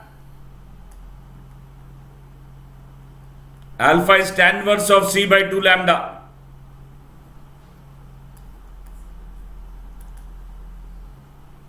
And for these dimensions of S and C, for this value of alpha, you will achieve circular polarization.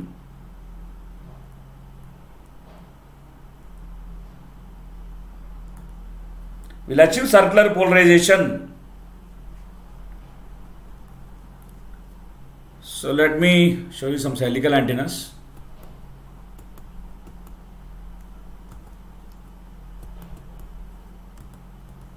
Let me show you some helical antennas.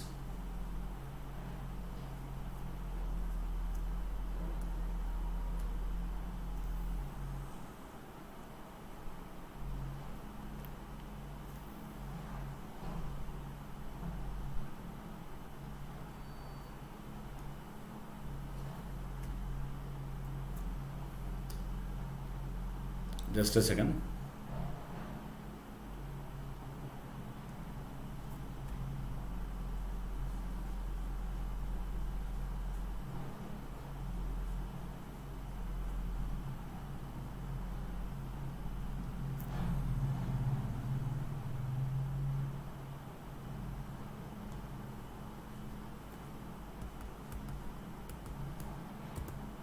One second here.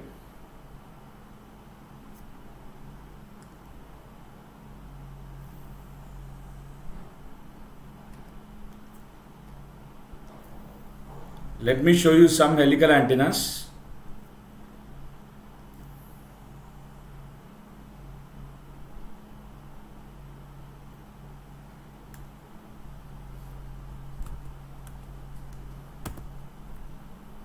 Fine.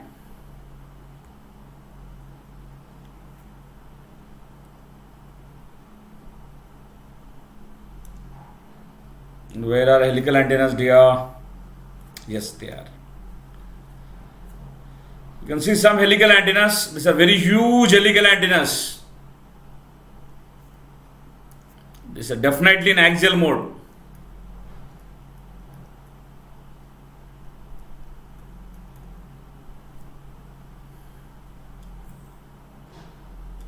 These are some small helical antennas. Normal mode. These are also small helical antennas. This is the application. Helical antenna used in normal mode. In Wi-Fi router, the antenna will be like this inside. And the outer one that is protecting the antenna, this is radome. Dielectric surface which protects the antenna. There's one more helical antenna. Huge helical antenna, axial mode.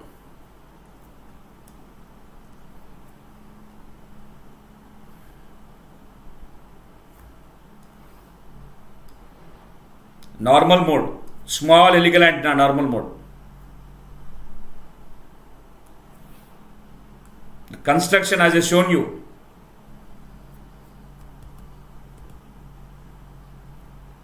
This S over here, this S over here,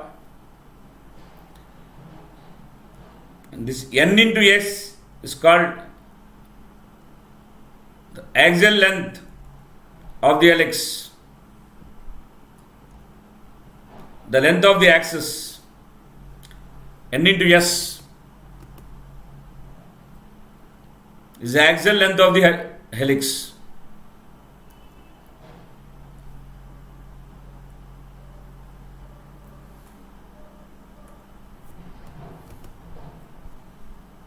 See the radiation pattern. See, this is the radiation pattern. Of course, operating in axial mode, radiation is along the axis. Radiation is along the axis.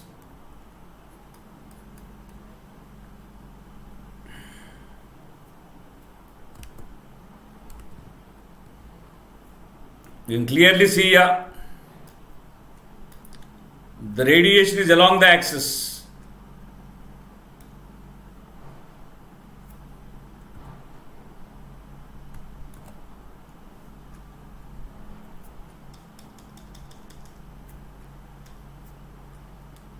See the radiation pattern, pencil beam pattern.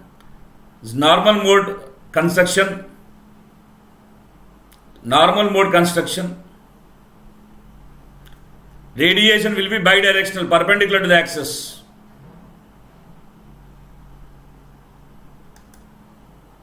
Radiation will be perpendicular to the axis. Thank you, Karna.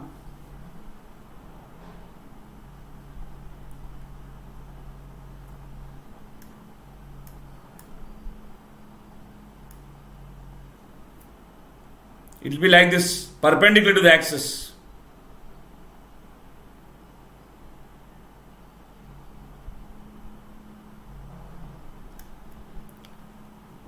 Because this is normal mode, radiation is bidirectional.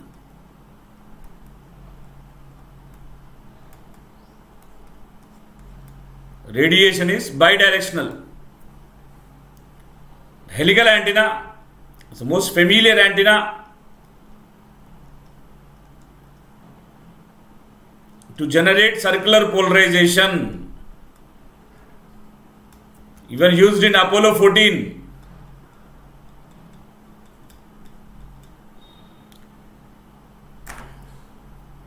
Clear?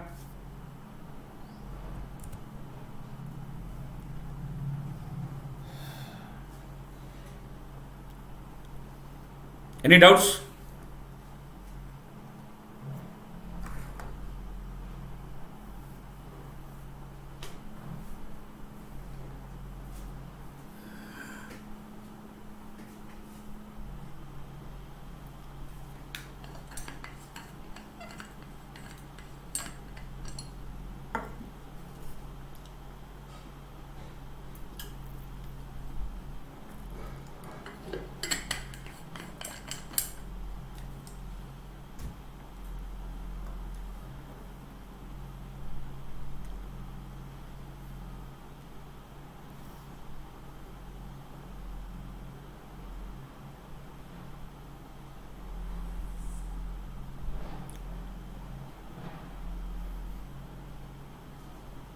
Okay.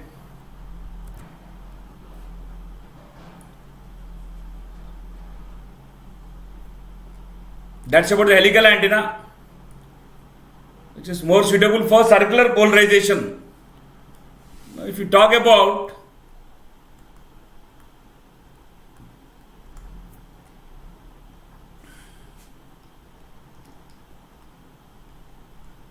polarization in antennas,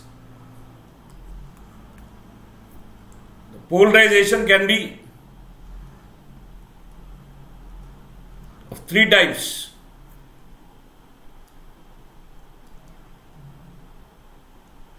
linear polarization,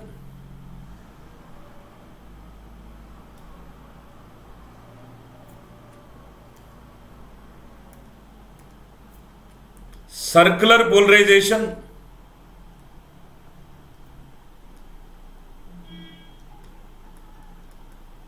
elliptical polarization.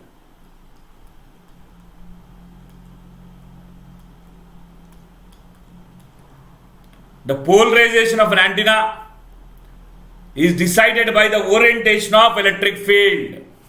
Orientation of electric field will decide polarization. In a given EM wave radiated by an antenna, if the electric field is linear with respect to the earth surface, or electric field is along the x direction, then the wave is said to be linearly polarized in x direction, and antenna is also said to be linearly polarized in x direction.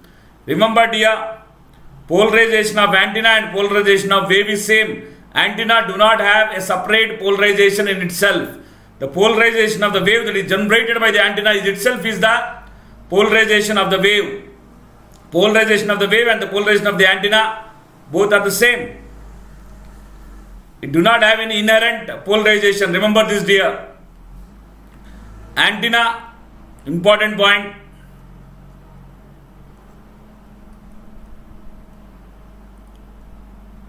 Antenna do not have any inherent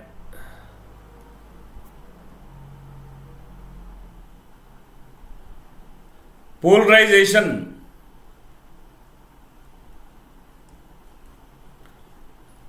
Polarization of wave itself is polarization of antenna. Very important point.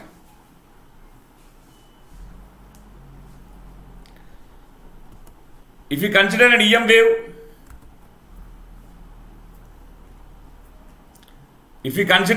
wave,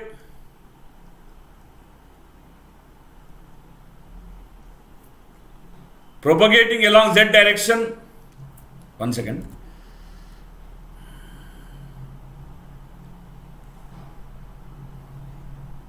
Okay.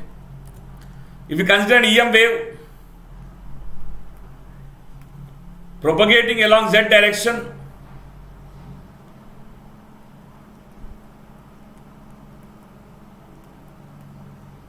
electric field along x direction,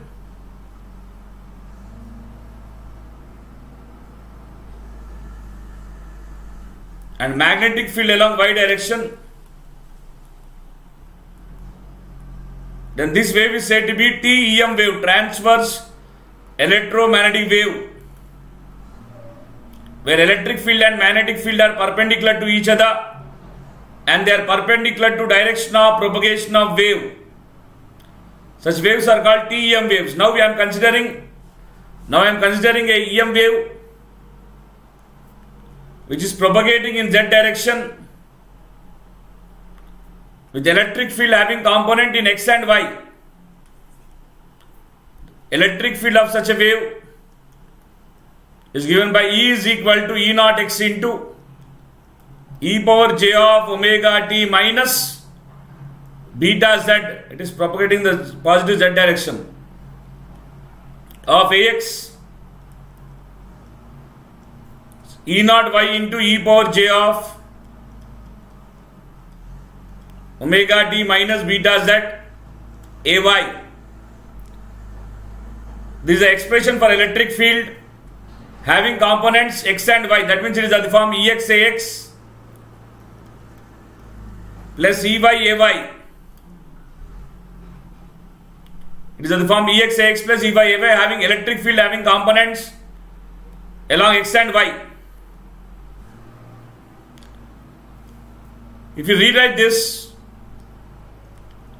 E is equal to E naught x into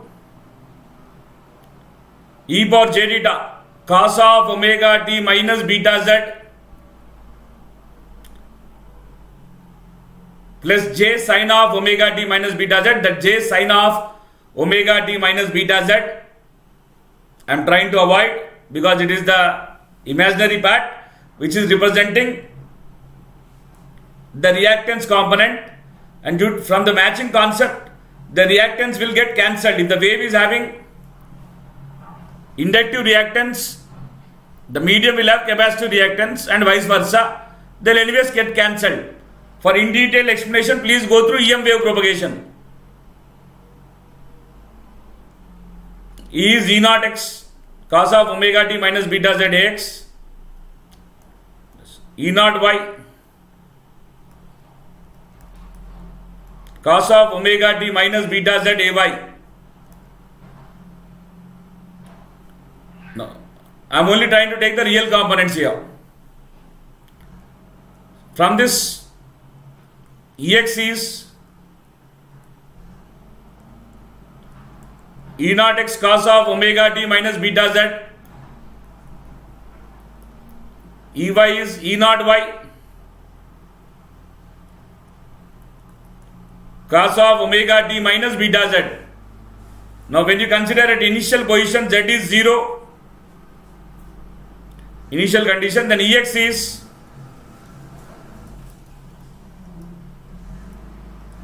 E naught x cos omega t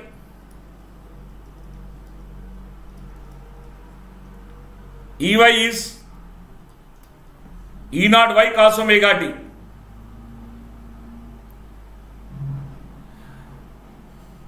Now let us consider the case study of different kinds of polarization, starting with linear polarization. In linear polarization,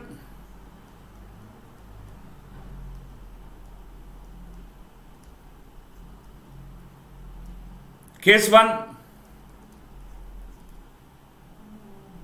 the components having equal amplitude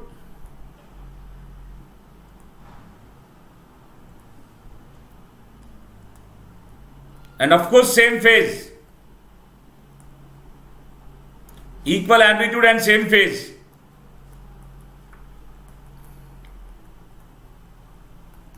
Equal amplitude indicates E naught x is equal to E naught y is equal to E naught.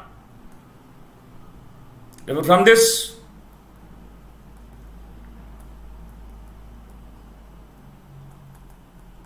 Ex is E naught cos omega t,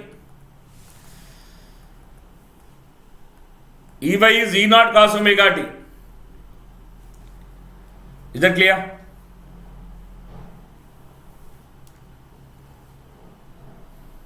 When we do 2 by 1,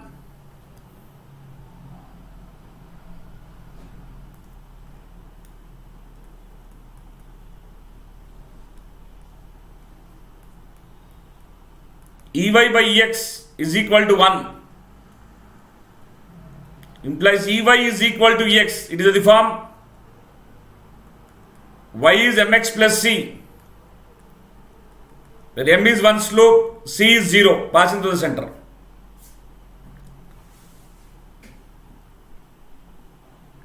This is equation of straight line, therefore indicates linear polarization. Got it, everyone?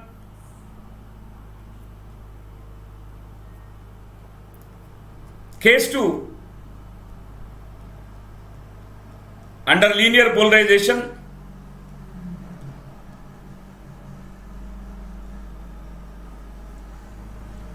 unequal amplitude and same phase. Remember, whenever I say linear polarization, it is always same phase.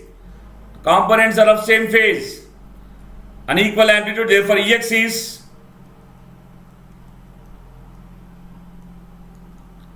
E naught x cos omega t. Ey is E naught y cos omega t. 2 by 1. Ey by Ex, E naught y by E naught x. Ey is E naught y by E naught x of Ex.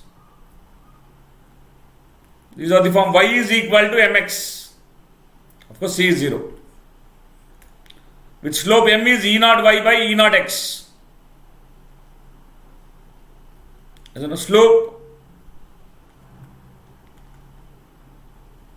is given by y by x.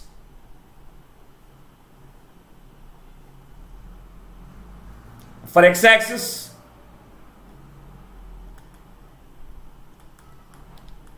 y is 0. Therefore, slope is 0. Therefore, on x-axis, slope is 0.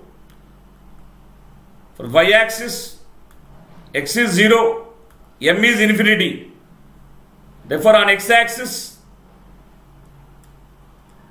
slope will be 0. On y-axis, slope will be infinity. When x is y, slope is 1, passing through the center. So that's about the slope dia. And this is linear polarization.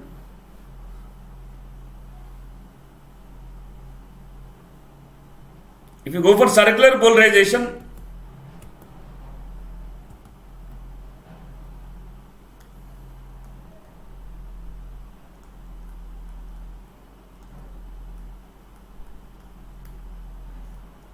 in circular polarization,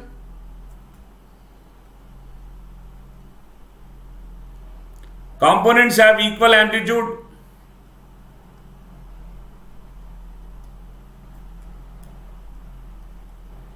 and they are out of phase by 90. This circular polarization is what?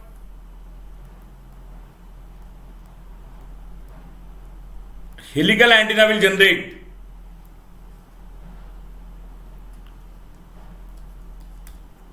Components are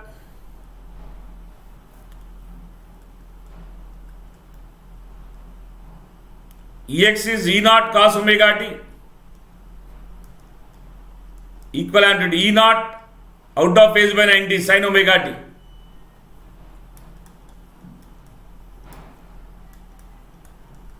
To 1 square plus 2 square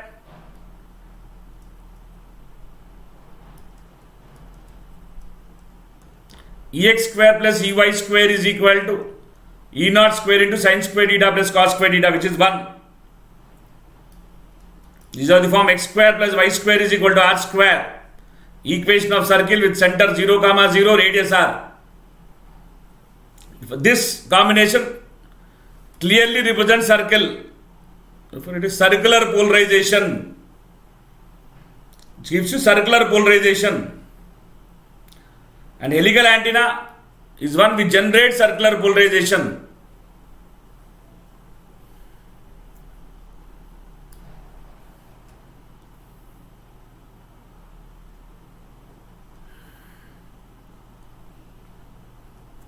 Last case, unequal amplitude.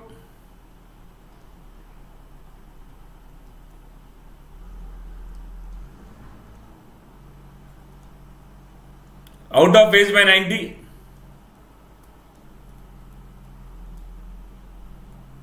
Ex is E0 x cos omega t.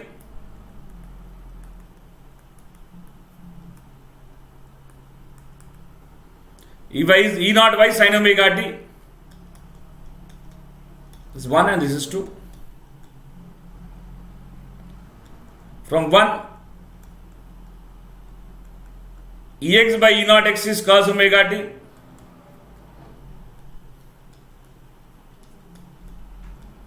From 2, Ey by E0 y is sin omega t.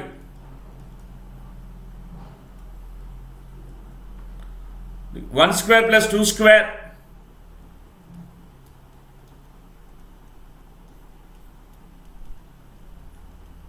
Ex by E0 x whole square. Ey by E0 y whole square is equal to 1.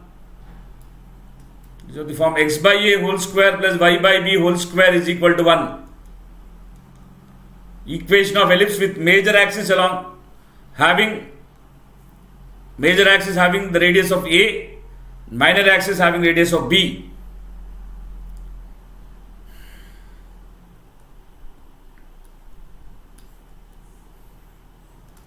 So Definitely this will give you elliptical polarization. So here the point of discussion is the helical antenna, which will generate circular polarization, which will generate having electric field having components of equal amplitude and out of phase by 90.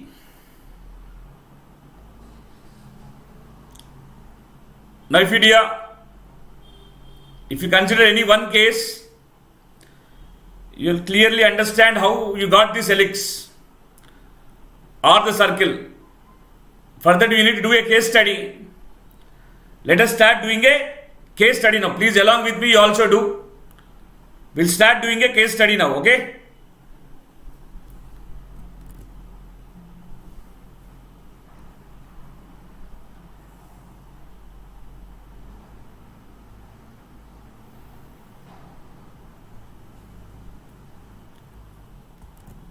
We'll start doing the case study.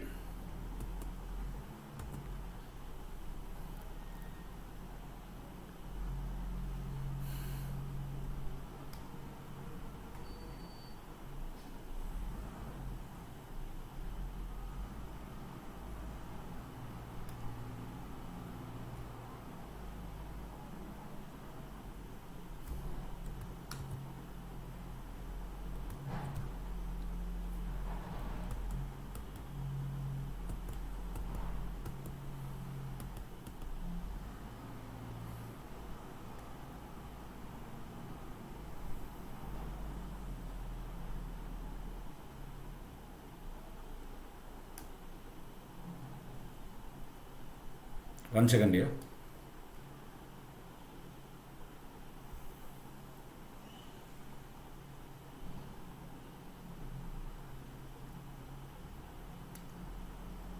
One second.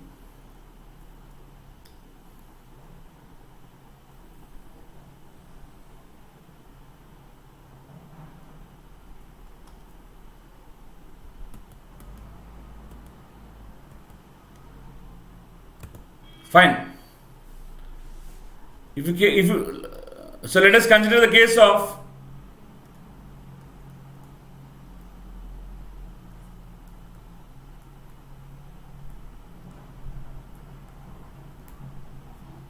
elliptical polarization.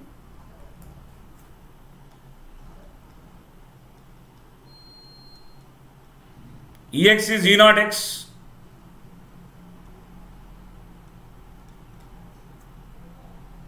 Cos omega t.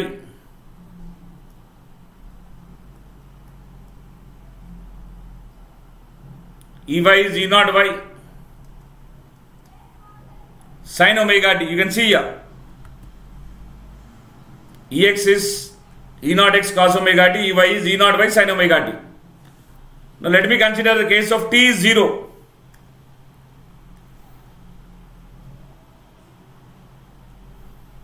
At time t is 0, what happens? When t is 0, omega t is 0, cos 0, 1, Ex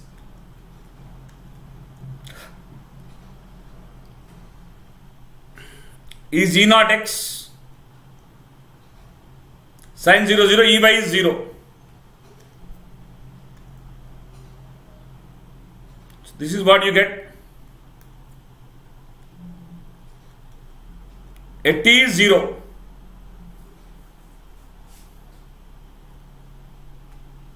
Next. At t is t by 4. Omega t. Omega 2 pi by t. T is 2 pi by omega. Omega is 2 pi by t. Into t by 4. This is pi by 2, 90. Cos 90 is 0, sin 90 y.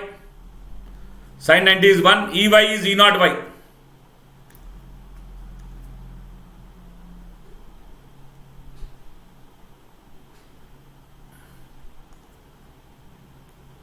Ey is E naught y. This time t is equal to t by 4. Next. Time t is equal to t by 2.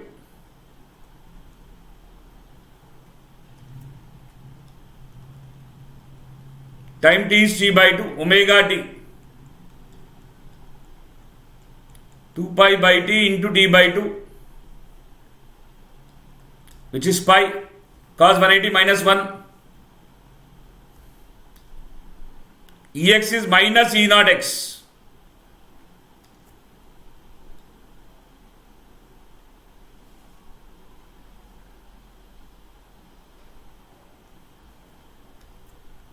Ex is minus E naught x.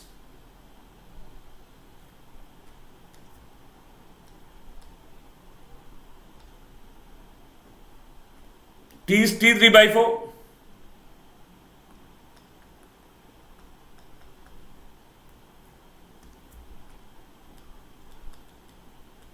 Three T by 4.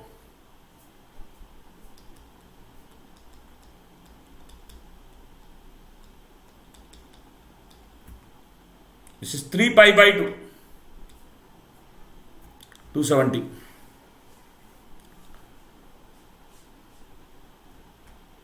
Cos 270, 0. Sin 270, minus 1, that is minus E naught y.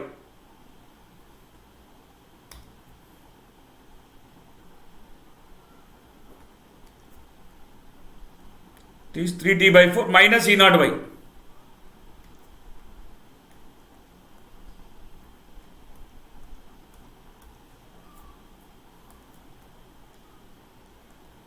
Minus E naught y. Again, if you take t is equal to capital T,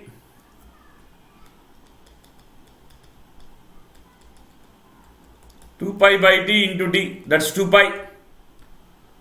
Cos 0, 1 is E naught x.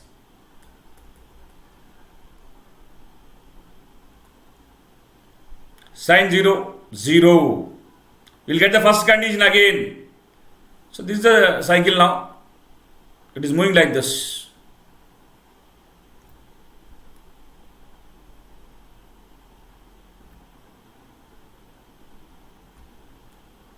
It is moving like this. Can anyone tell me what is this orientation? Left or right? Very important question. What is the orientation? Left or right?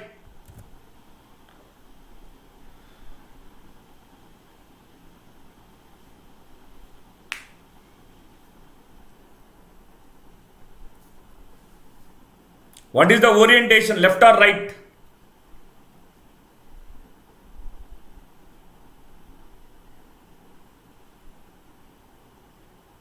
See, that was the x-axis and this is the y-axis. Z-axis is towards you. So keep your thumb along the z-axis. That is towards you. And see how the fingers are folding. Fingers folding are matching the lines. This is which hand? Right hand. Therefore, they are right elliptically polarized. Therefore, it is right elliptically polarized.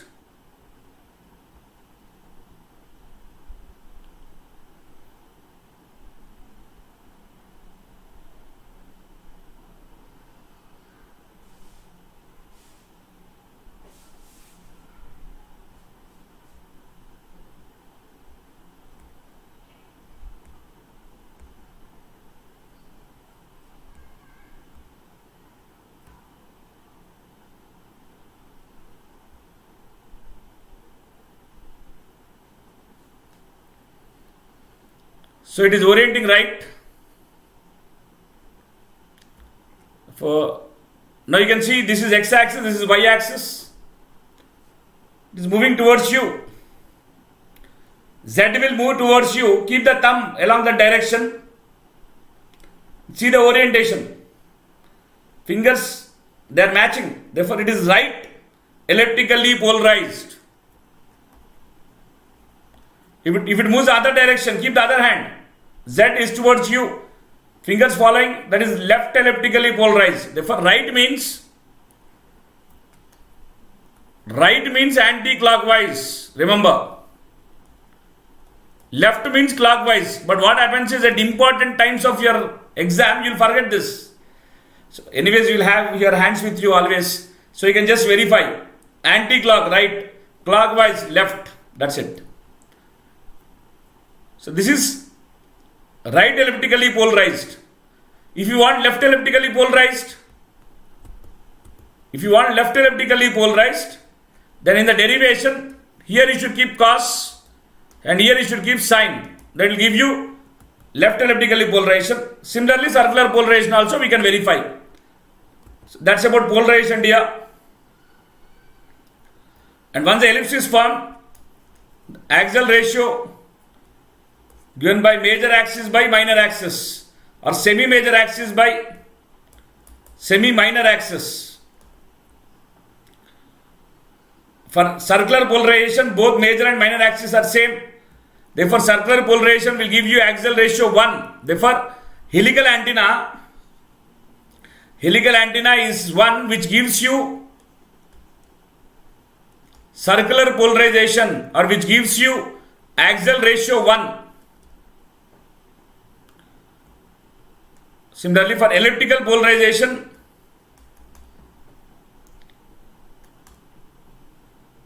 axial ratio is other than 1, and in ellipse, if the minor axis is tending to 0, you get linear polarization. Therefore, when axial ratio is infinity, it is linear polarization, and when it is axial ratio is between 1 and infinity, it is elliptical polarization. Got it?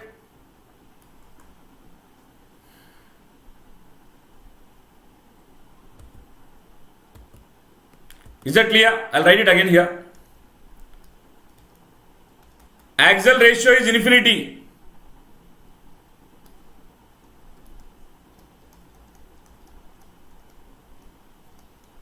Linear polarization.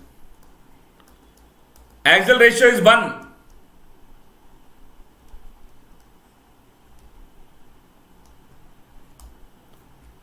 Circular polarization.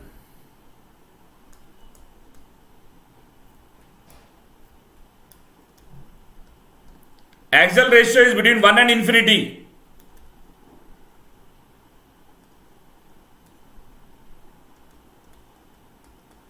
Elliptical polarization. Or in simple, the most generalized polarization is elliptical polarization, in which the amplitudes are equal, then it becomes circular polarization, and in which when the minor lobe or minor axis will become 0, it will become linear polarization. This is about polarization, and the antenna that generates circular polarization is your helical antenna, the third sister. The third sister antenna, which is helical antenna.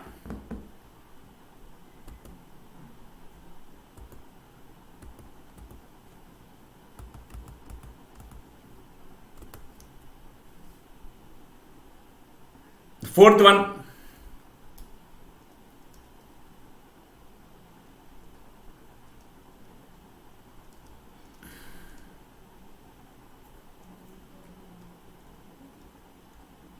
is microstrip array antenna.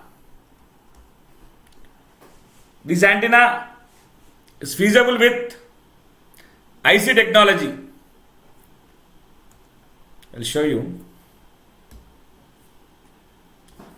This is microstrip array antenna.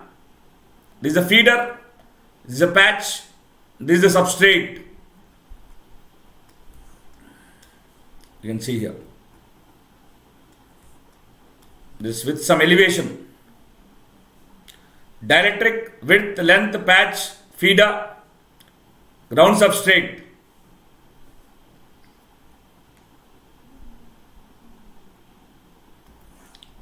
Radiation pattern looks like this.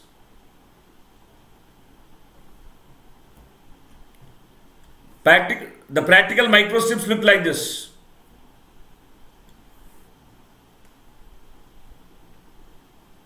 These are the patch. This is an example of the square patch, an example of a triangular patch.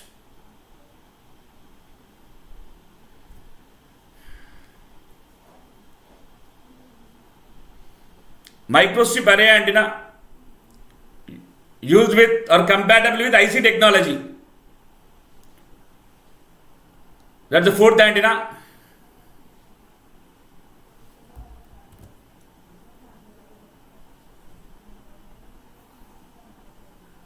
Which is microstrip array antenna.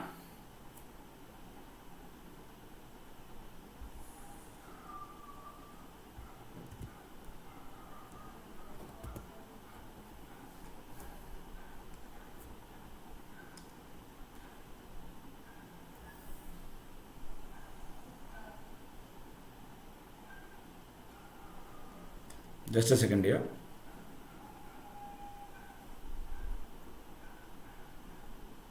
Fourth one is microstrip array antenna.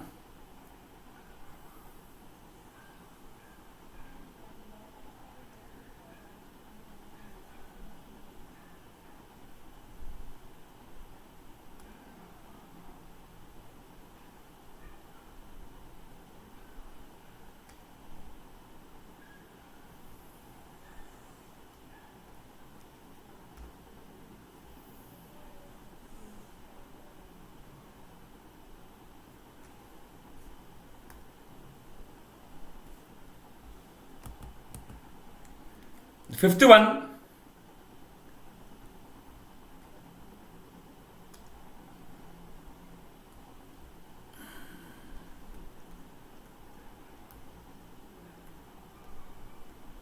horn antenna.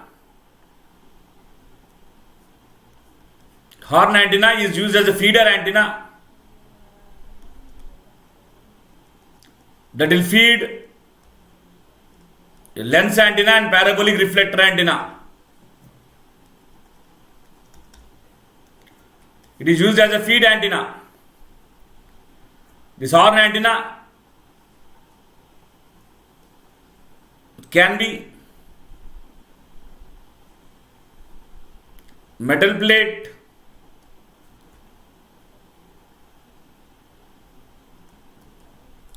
H-plane lens antenna, also called as delay antenna. Refractive index is greater than 1. Metal plate, E-plate lens antenna, E-plane lens antenna, also called as focus lens antenna. Refractive index is less than 1. Here the velocity will be less than c, here the velocity will be greater than c.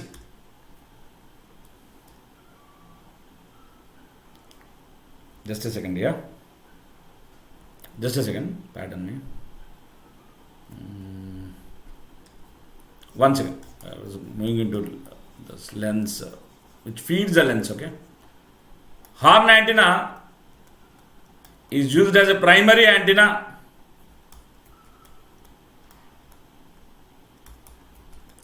to feed parabolic reflector antenna and lens antennas. This horn antenna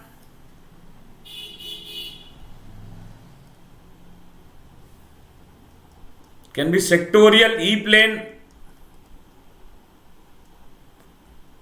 antenna, sectorial H-plane antenna,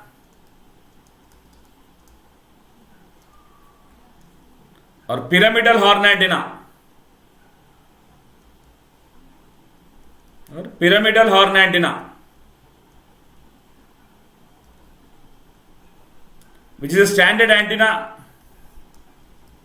at high frequencies.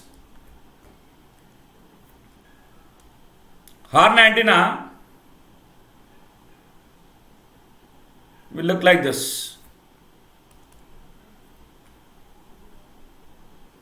This is a pyramidal horn antenna. Practical pyramidal horn antenna. So this is the feeder. You can see the waveguide that is feeding the waveguide, aperture coupled. This is aperture coupled that is feeding the horn antenna, and here you can feed the source. This is a feeder which is your waveguide. These are the types of horn.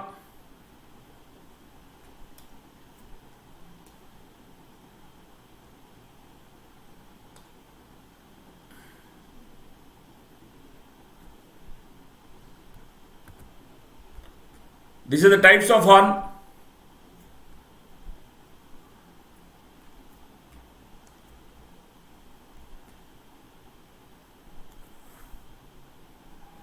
These are also different types of horn antenna. So we'll also discuss about the design factors and we'll do some questions once we'll reach this horn antenna case here. Okay.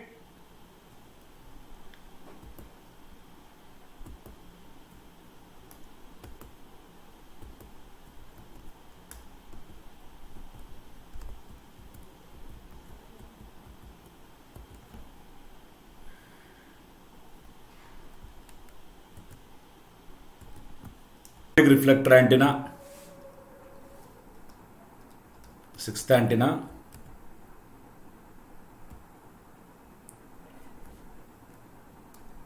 is a parabolic reflector antenna.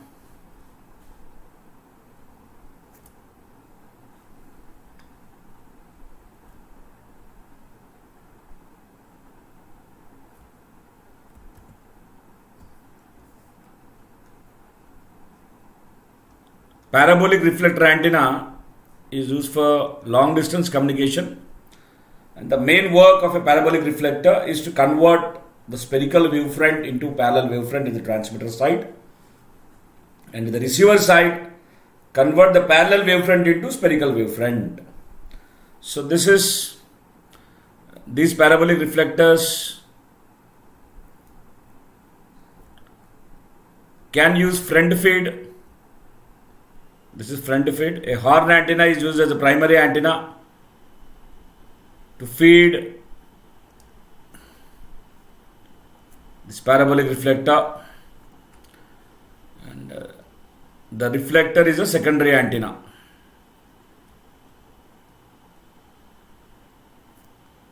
Once you feed the horn will emit spherical wavefront. Due to the parabolic shape of the reflector, the spherical wavefront is converted to parallel wavefront, such that long distance communication is possible. This is what is happening generally at the transmitter side. At the receiver side, these are received by the reflector.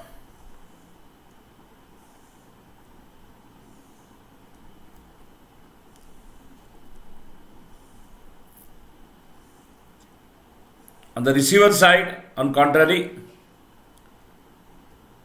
the parabolic reflector converts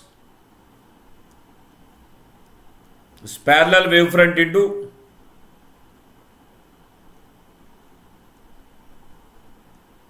spherical wavefront.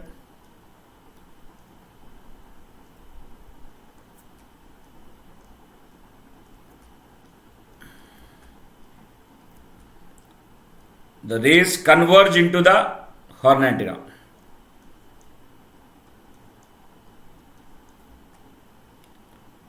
The rays here converge into the horn antenna.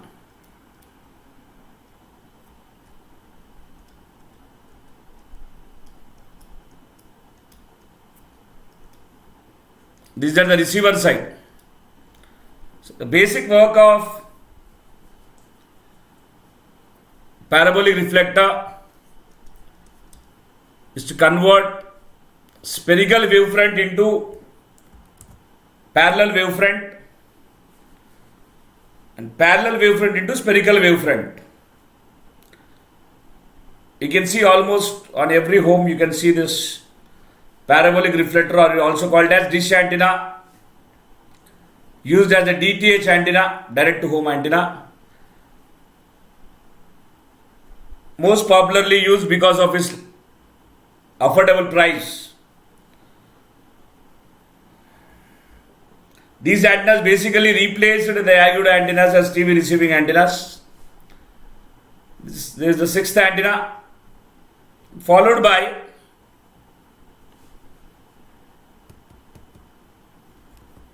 the lens antennas.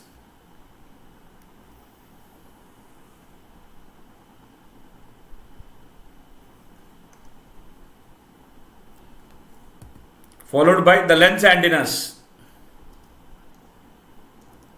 That is the seventh of the sister, lens antenna. Just like parabolic reflector antenna,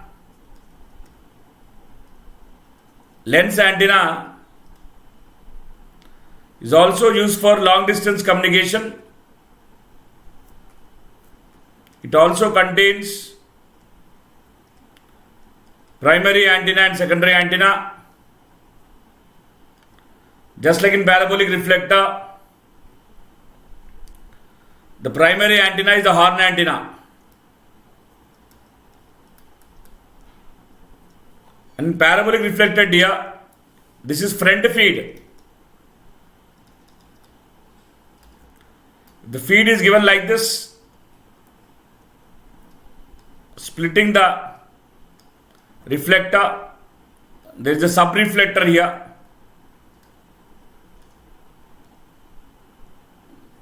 The spherical wavefront will fall like this.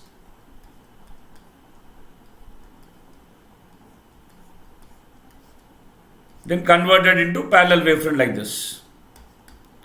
The primary antenna, this is secondary antenna, and this is the sub-reflector. This is called Cassegrain grain feed. And also you have corner reflectors. The corner angle of 90 degrees. This parabolic reflector, this is a corner reflector.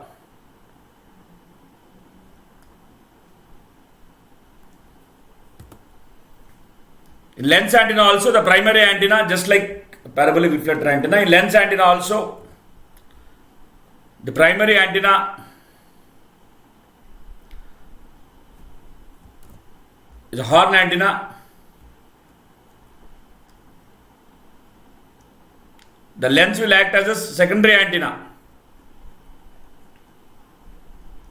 The primary antenna, horn antenna, that is kept at the focal point of the lens.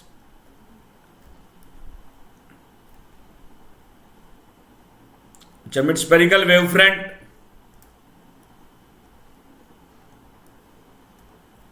The spherical wavefront is converted to parallel wavefront.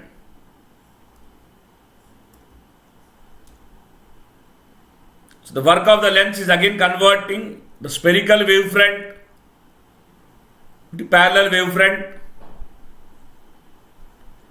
The transmitter side. And at the receiver side, convert back the parallel wavefront into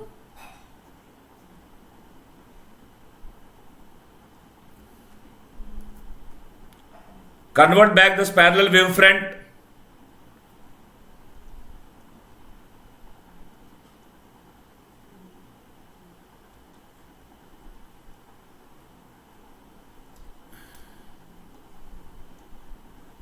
into spherical wavefront.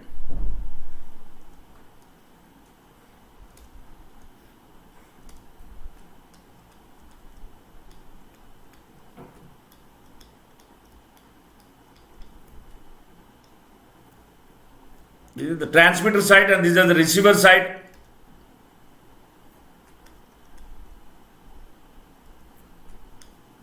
It converts the parallel wavefront into spherical wavefront. These lens antennas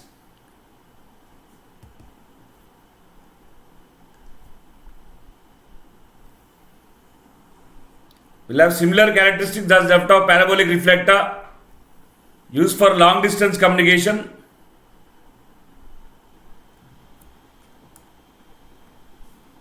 But the only difference that would be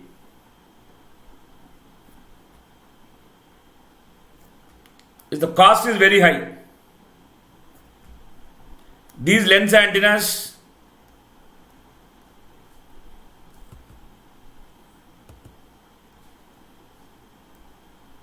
one second here.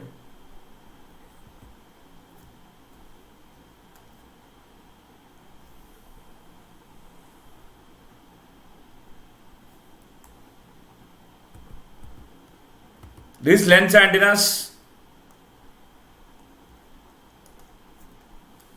are two types.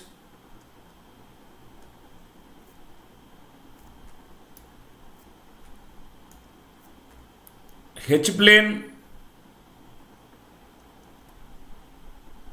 metal plate lens antenna are also called as delay lens antenna. Refractive index is greater than 1.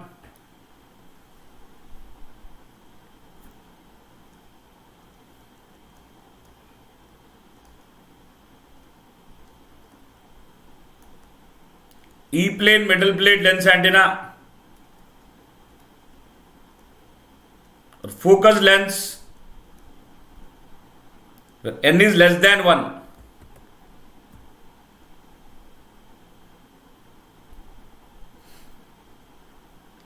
Hello dear.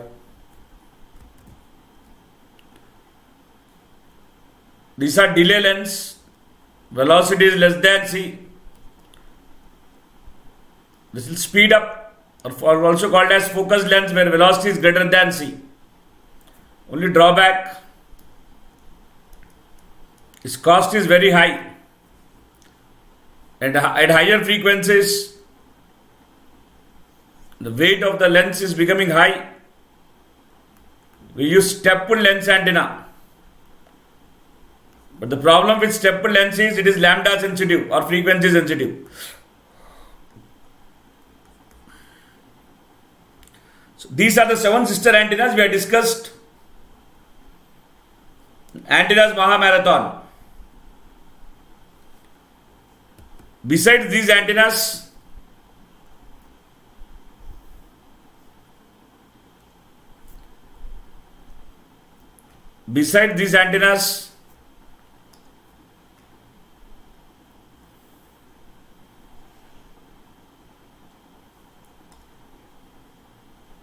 we had also discussed on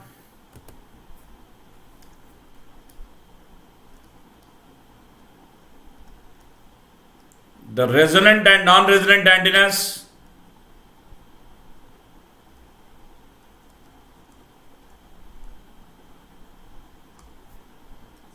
Under resonant antennas,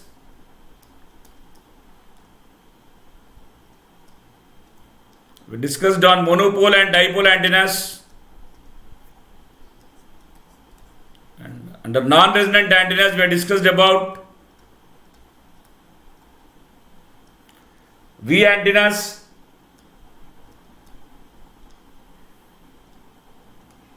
inverted V antennas,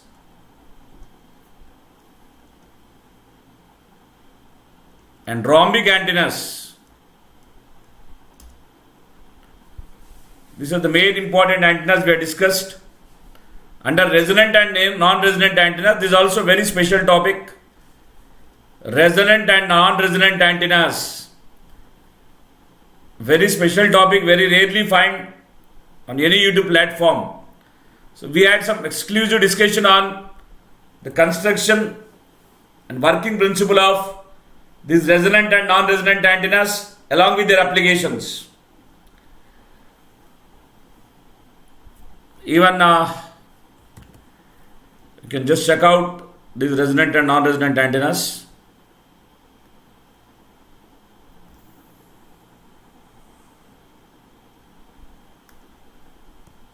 You can check out these resonant and non-resonant antennas.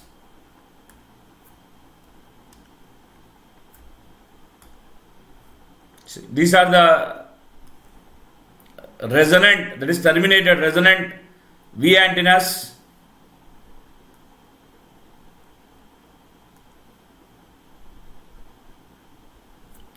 This is your rhombic antenna.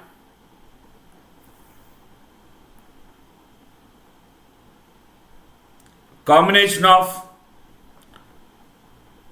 your V and inverted V, rhombic antenna. So we could also had discussion on this antennas exclusively. And besides this resonant and non-resonant antennas concept, besides the 7 sisters, we also discussed about the very rare antenna measurements You can just see that this is a full comprehensive course on antennas. Everything related to antennas is covered here. So we also covered antenna measurements.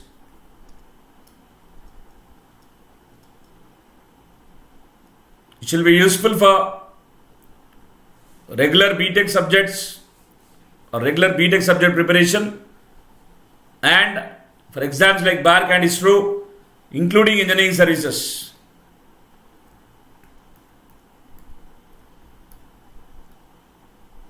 Antenna measurements. Under antenna measurement, we stressed on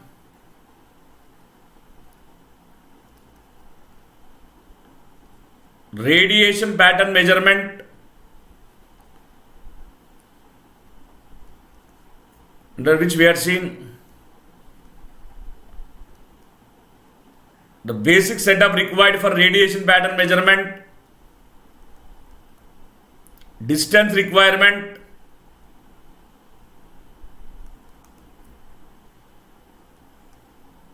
uniform illumination requirement.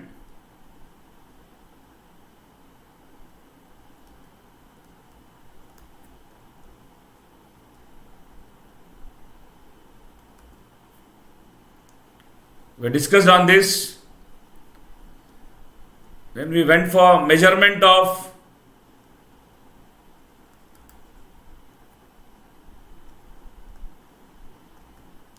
gain and directivity. And under fundamental methods,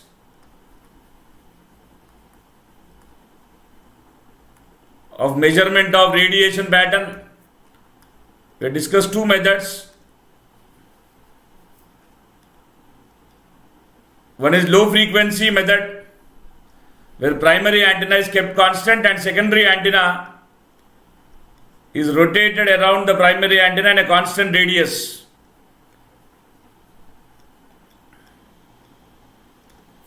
Low frequency method. And in high frequency method, both primary and secondary antennas are kept constant and secondary antenna is rotated on its own axis. So we have discussed about these two methods in detail, the antennas Mahamarathon. And in measurement of gain,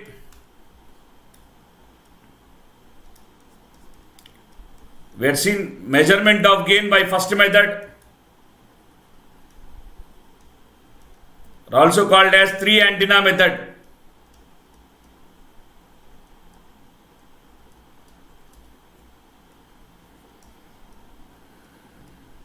And we have seen the second method, or measurement of absolute gain of two identical antennas.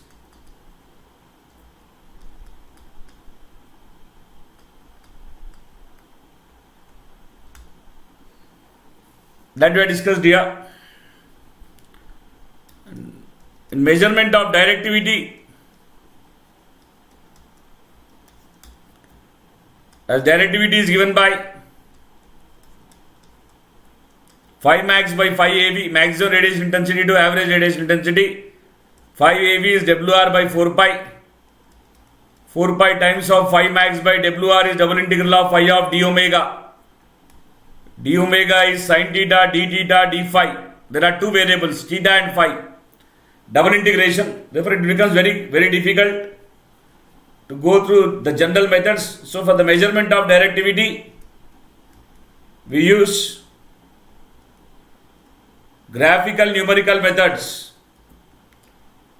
where this double integral is reduced to single integral by keeping one of the variable constant. In this, we have discussed two methods.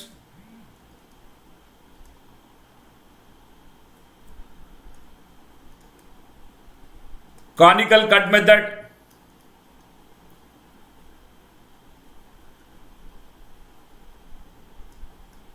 and orange slice method. In conical cut method, theta is kept constant. In orange slice, phi is kept constant. So this completes antennas. Along with this, the antennas Mahamarathon,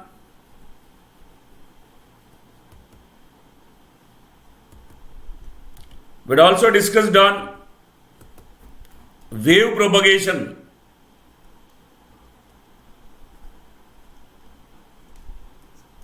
Yeah.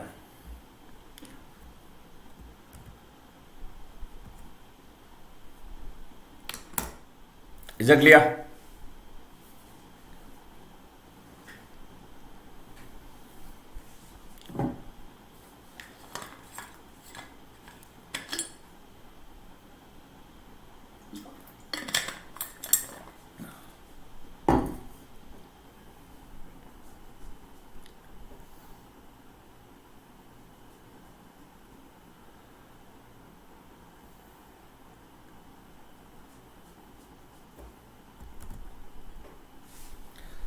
Just confirm the video and audio once.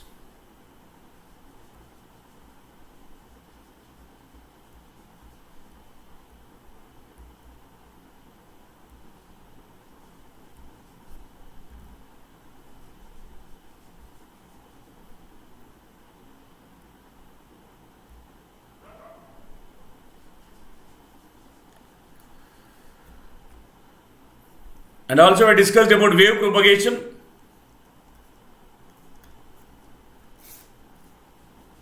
In wave propagation,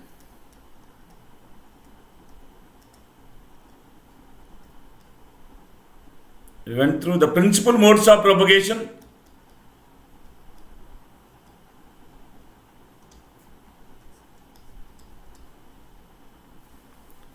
which are ground wave propagation,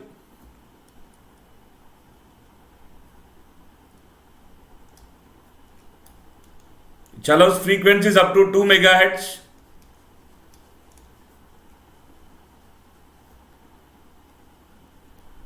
sky wave propagation or ionospheric propagation,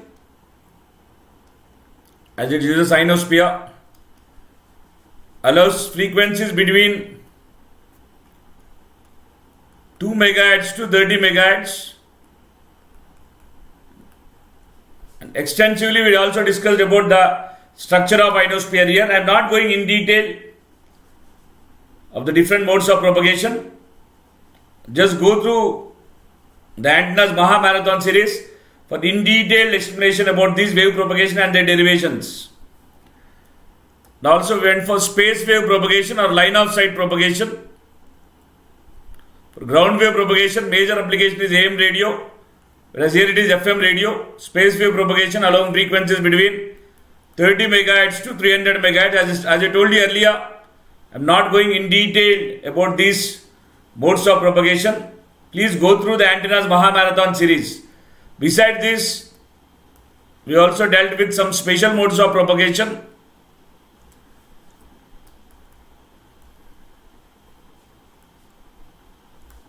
Under special modes of propagation,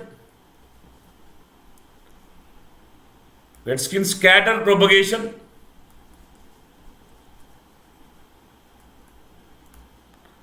under scatter propagation we had seen tropospheric scatter propagation, or also called as forward scatter propagation, because communication happens because of forward scatter waves.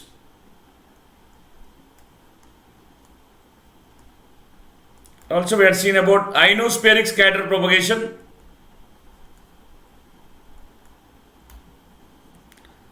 tropospheric scatter propagation, happens between 100 MHz to 10 GHz. Ionospheric scatter between 25 MHz to 60 MHz.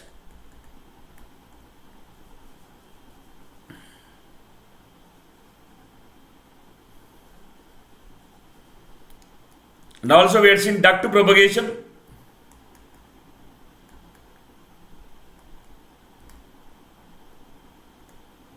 This is because of super refraction.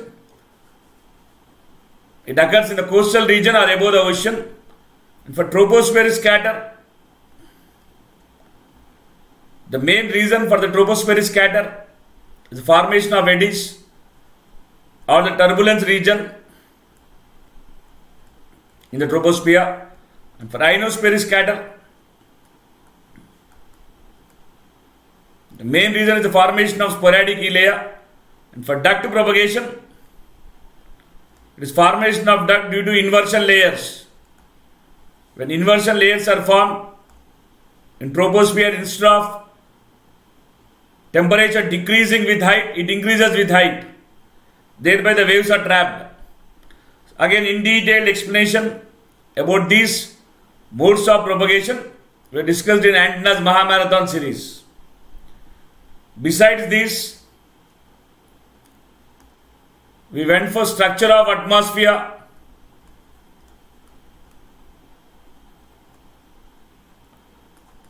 and the structure of atmosphere we discussed on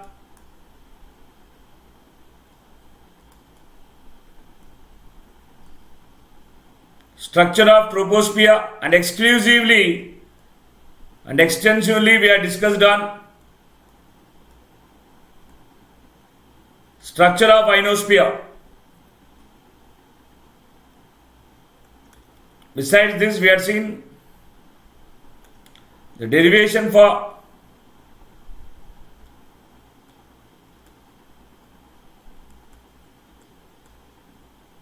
refractive index of ionosphere.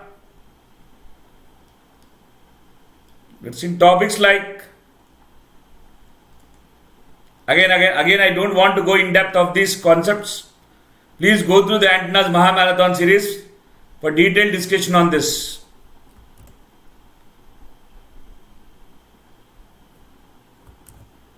We had seen mechanism of radio waves bending by ionosphere.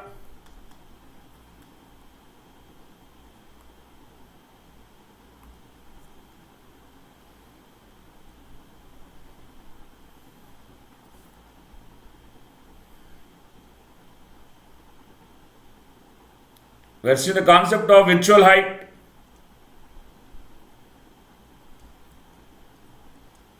critical frequency, maximum usable frequency, least usable frequency,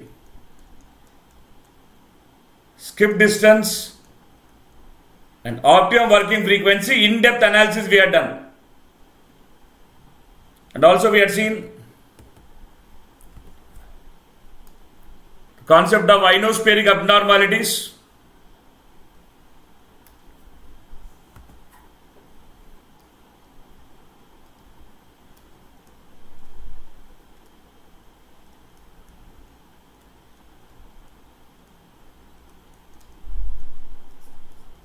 In ionospheric abnormalities, we have discussed on sudden ionospheric disturbances, first observed by Mongol and Dielectric, therefore it is also called Mongol-Dielectric effect.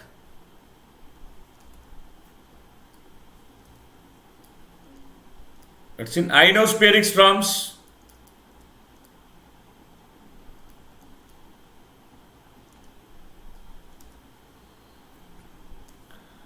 And we learned about sunspot cycles. Again, in-depth analysis I am trying to avoid. Similarly, we have discussed on 10 different points. These are 3 main points. And also non-derivative and derivative refraction by ionosphere. All this we had seen in ionospheric abnormalities. Along with this, we have discussed on range of space wave propagation. We have derived it.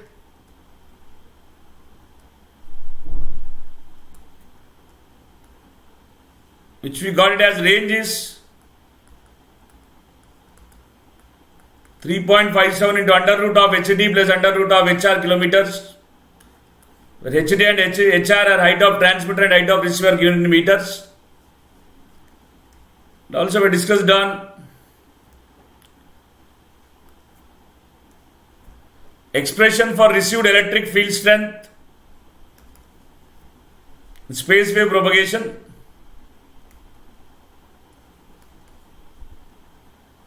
Which you got as 88 root P HD HR lambda d square. Expression for received electric field strength. Besides this, we had discussion on fading and also path loss calculation. Path loss, you got it as 32.45. 10 log to base 10 frequency in megahertz. 20 log to base 10 frequency in megahertz. 20 log to base 10 distance in kilometer.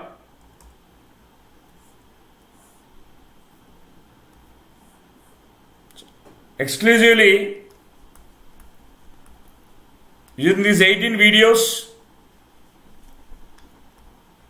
and 38 hours of lecture, we have completely covered antennas and wave propagation. So 3 playlists you can look forward on the Gate Conqueror channel for EMFT. 1,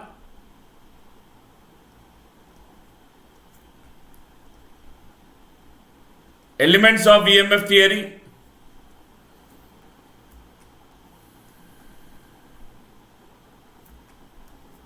Which contains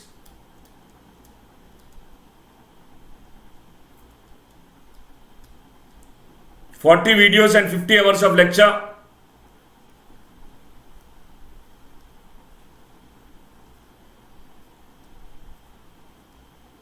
EM wave propagation,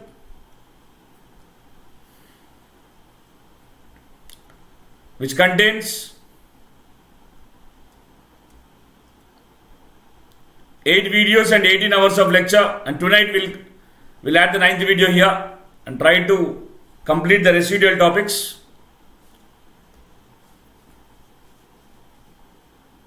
Antennas Mahamarathon,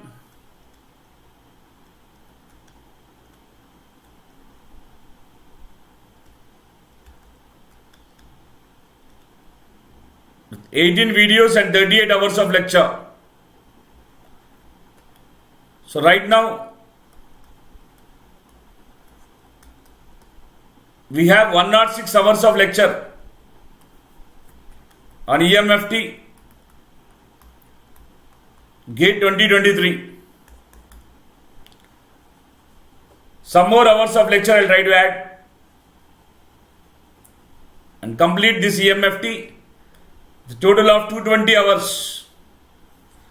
So I can say here, you cannot find any bigger playlist than this for EMFT other than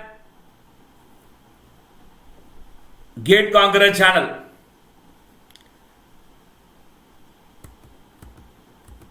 We are into the antennas MCQs. Speaking about rhombic antenna. What kind of an antenna is rhombic antenna? Is it a single band or multi-band? First thing, rhombic antenna is a multi-band antenna. It is used over wide band of frequencies. It is not only multi-band, operated multiple phase of frequencies, but also it is a wide band antenna. Multi-band and wide band. Wide band means operated over wide band of frequencies. Multi-band means can be operated over multiple bands. So 2 and 4. For this question, option D is the answer.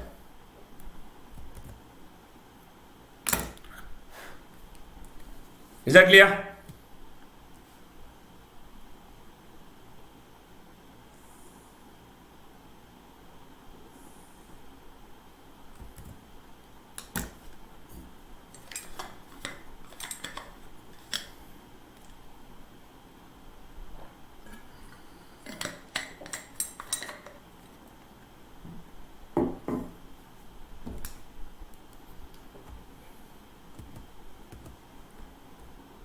Next question.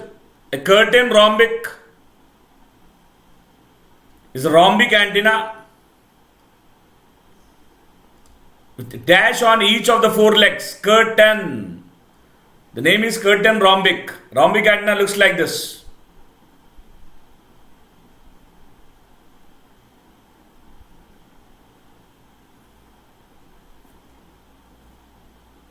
It looks like this.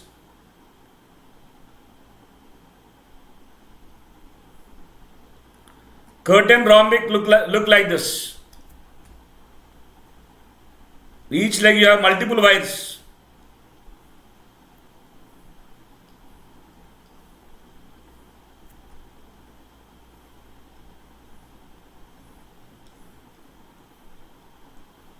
They look like curtains. The name is curtain rhombic. A curtain rhombic is a rhombic antenna with dash on each of 4 legs. Multiple wires on each of 4 legs. What are the advantages? We'll see in the next question. Option B is the answer. Advantages of curtain rhombic. Always remember, you should have less surge impedance. The surge impedance will lead to losses. Therefore, need to be maintained less. Advantage of curtain rhombic, increase in surge impedance. No. Surge impedance is increasing means what? Surge impedance is increasing means what? Losses are increasing. Decrease in surge impedance, correct. Decrease in termination loss, yes, true. Constant input output characteristics, true. 2, 3, 4. Question number 3, option B is the answer. Radiation pattern of rhombic antenna, I showed you. In theory also I told you, it is highly unidirectional. See a rhombic antenna. All this will add up.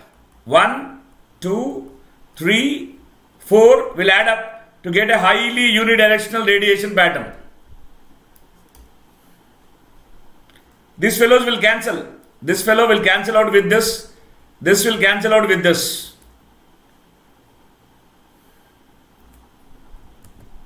Question number 4.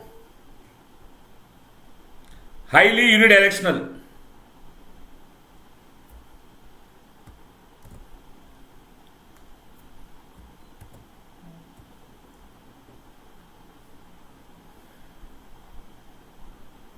Clear?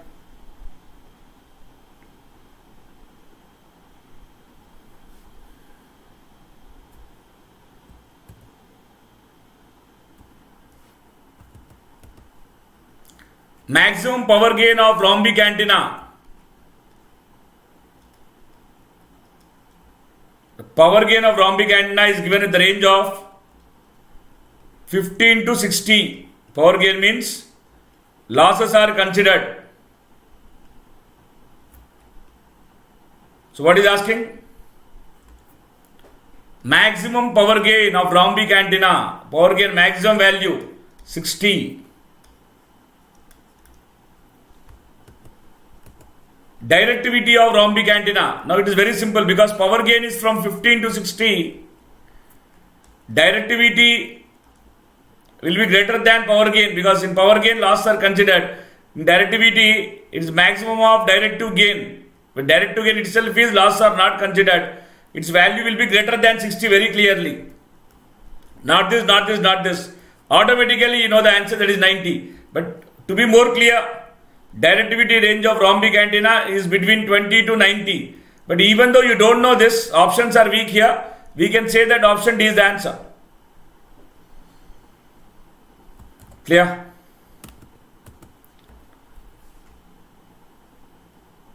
In maximum E design,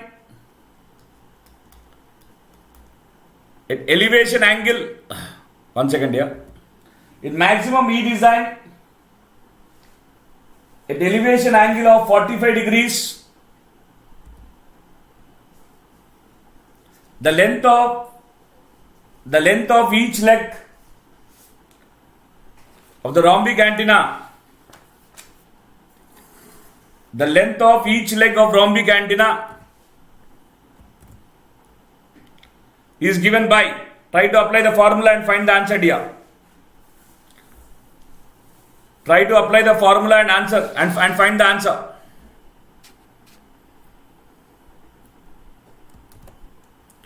In maximum E design, given alpha is 45 degrees, length of each leg The length of each leg is given by 0.5 lambda by sine square alpha meter. Formula. Alpha is 45, substitute 0.5 lambda by sine 45, 1 by root 2 whole square, 1 by 2, 0.5. Length on each leg is lambda meter.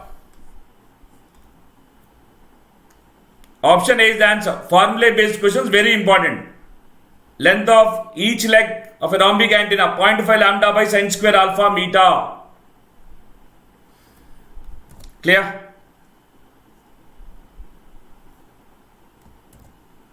Next. In dash design, elevation angle and maximum radiation will be same. The design in which elevation angle and maximum radiation both are same, it's called alignment design. Option B is the answer. In compromise design, what happens to gain? In compromise design, as the name indicates, gain decreases. In maximum E and alignment design, dash will be the same. Height above the ground. Remember here, in maximum E design and alignment design, height above the ground will not change. And this height is given by lambda by 4 sine alpha meter. Lambda by 4 sine alpha meter. Where this alpha is same as this elevation angle 45 degrees, or the value elevation angle alpha, that is same. Here also we are talking about this alpha talks about elevation angle. Clear, teacher? So we completed MCQs on resonant and non-resonant antennas, including rhombic antennas. The coming up session, MCQ on antennas 10, will discuss about helical antennas.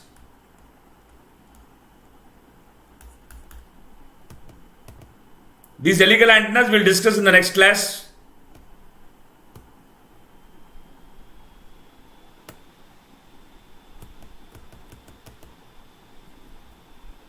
Unacademy provides two paid platforms.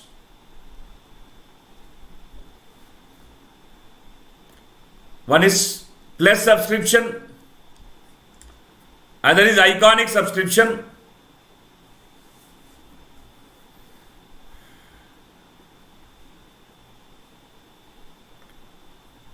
In Plus subscription, you got to have the face time of legendary faculties in the form of live classes, weekly test, and structured courses, unlimited access, rank into batches and crash courses. In Iconic, we'll have all these features. Along with that, you have a personal coach for one-on-one guidance, dedicated doubt clearing educators to clear your doubts, preparatory study material, personalized test analysis, study booster sessions, and study planner. Then you go for Plus subscription or Iconic subscription. You can go for a no-cost EMI. The total cost will be divided by number of months without any extra cost. And moreover, if you are using our team code, you will not only get that 10% off on Plus and Iconic subscription, but uniquely you will also get the complete team support. With Iconic subscription, you can go for 1:1 live mentoring with a personal coach assigned to you, increasing your chance of getting a top rank. With every 1 year subscription, we are giving away 6 months subscription extra free dear. So there are no more breaks in your preparation dear. You can subscribe now using our team code KNR10, which not only gives you 10% off but also the complete team support. This is Unacademy test series dear for 12 months. The price is $999, valid till 19th March. 24 months, the price is only 1,999, valid till 19th March. The first test 1 is today, 13th March 2022. The price will be low until March 19 only, dear. Today at 11 a.m. you'll have this combat or live quiz competition. 20 questions will be asked, 60 minutes will be given. Separate paper will be there for mechanical, civil, electrical, EC and CSID. And those who top this exam or those who score rank 1 to 3 will give away 100% scholarship, 4 to 10, 75% and 11 to 15, 50% and 51 to 100 will give away 25% scholarship. And the good thing is you need not pay anything for this, dear. Just use our team code KNR10 to enroll. If you are having any doubt in your preparation journey, subscription or latest offers, get in touch with our counselor, dear. And this is the number through which you can join or you can contact our counselor. Through Unacademy Ask a Doubt feature, you can ask unlimited number of doubts. Previously available on app, now it is available on website also. You can ask 3 doubts at a time. You can get the solution in your preferred language. And it is very easy to ask a doubt also. Just click drop and submit. There's a combo offer going on here. With every 2-year subscription, we are giving away 1 year subscription free for campus placement and IT jobs. With every 1 year subscription, we are giving away 6 months subscription free for campus placement and IT jobs. Try to utilize this offer. And the rank builder is on. Very simple procedure. Just log in, go to Gate landing page, click on the rank builder banner, select your stream, select the session you appeared, paste URL, your rank will be displayed. These are the special class features where you have interactive live classes for the learners, polls for the learners, raise hand option. You never miss a class once the notification is on. You can download the lecture notes when the class is done. You can access anytime and anywhere. We are introducing community where you never miss any update from your favorite educator.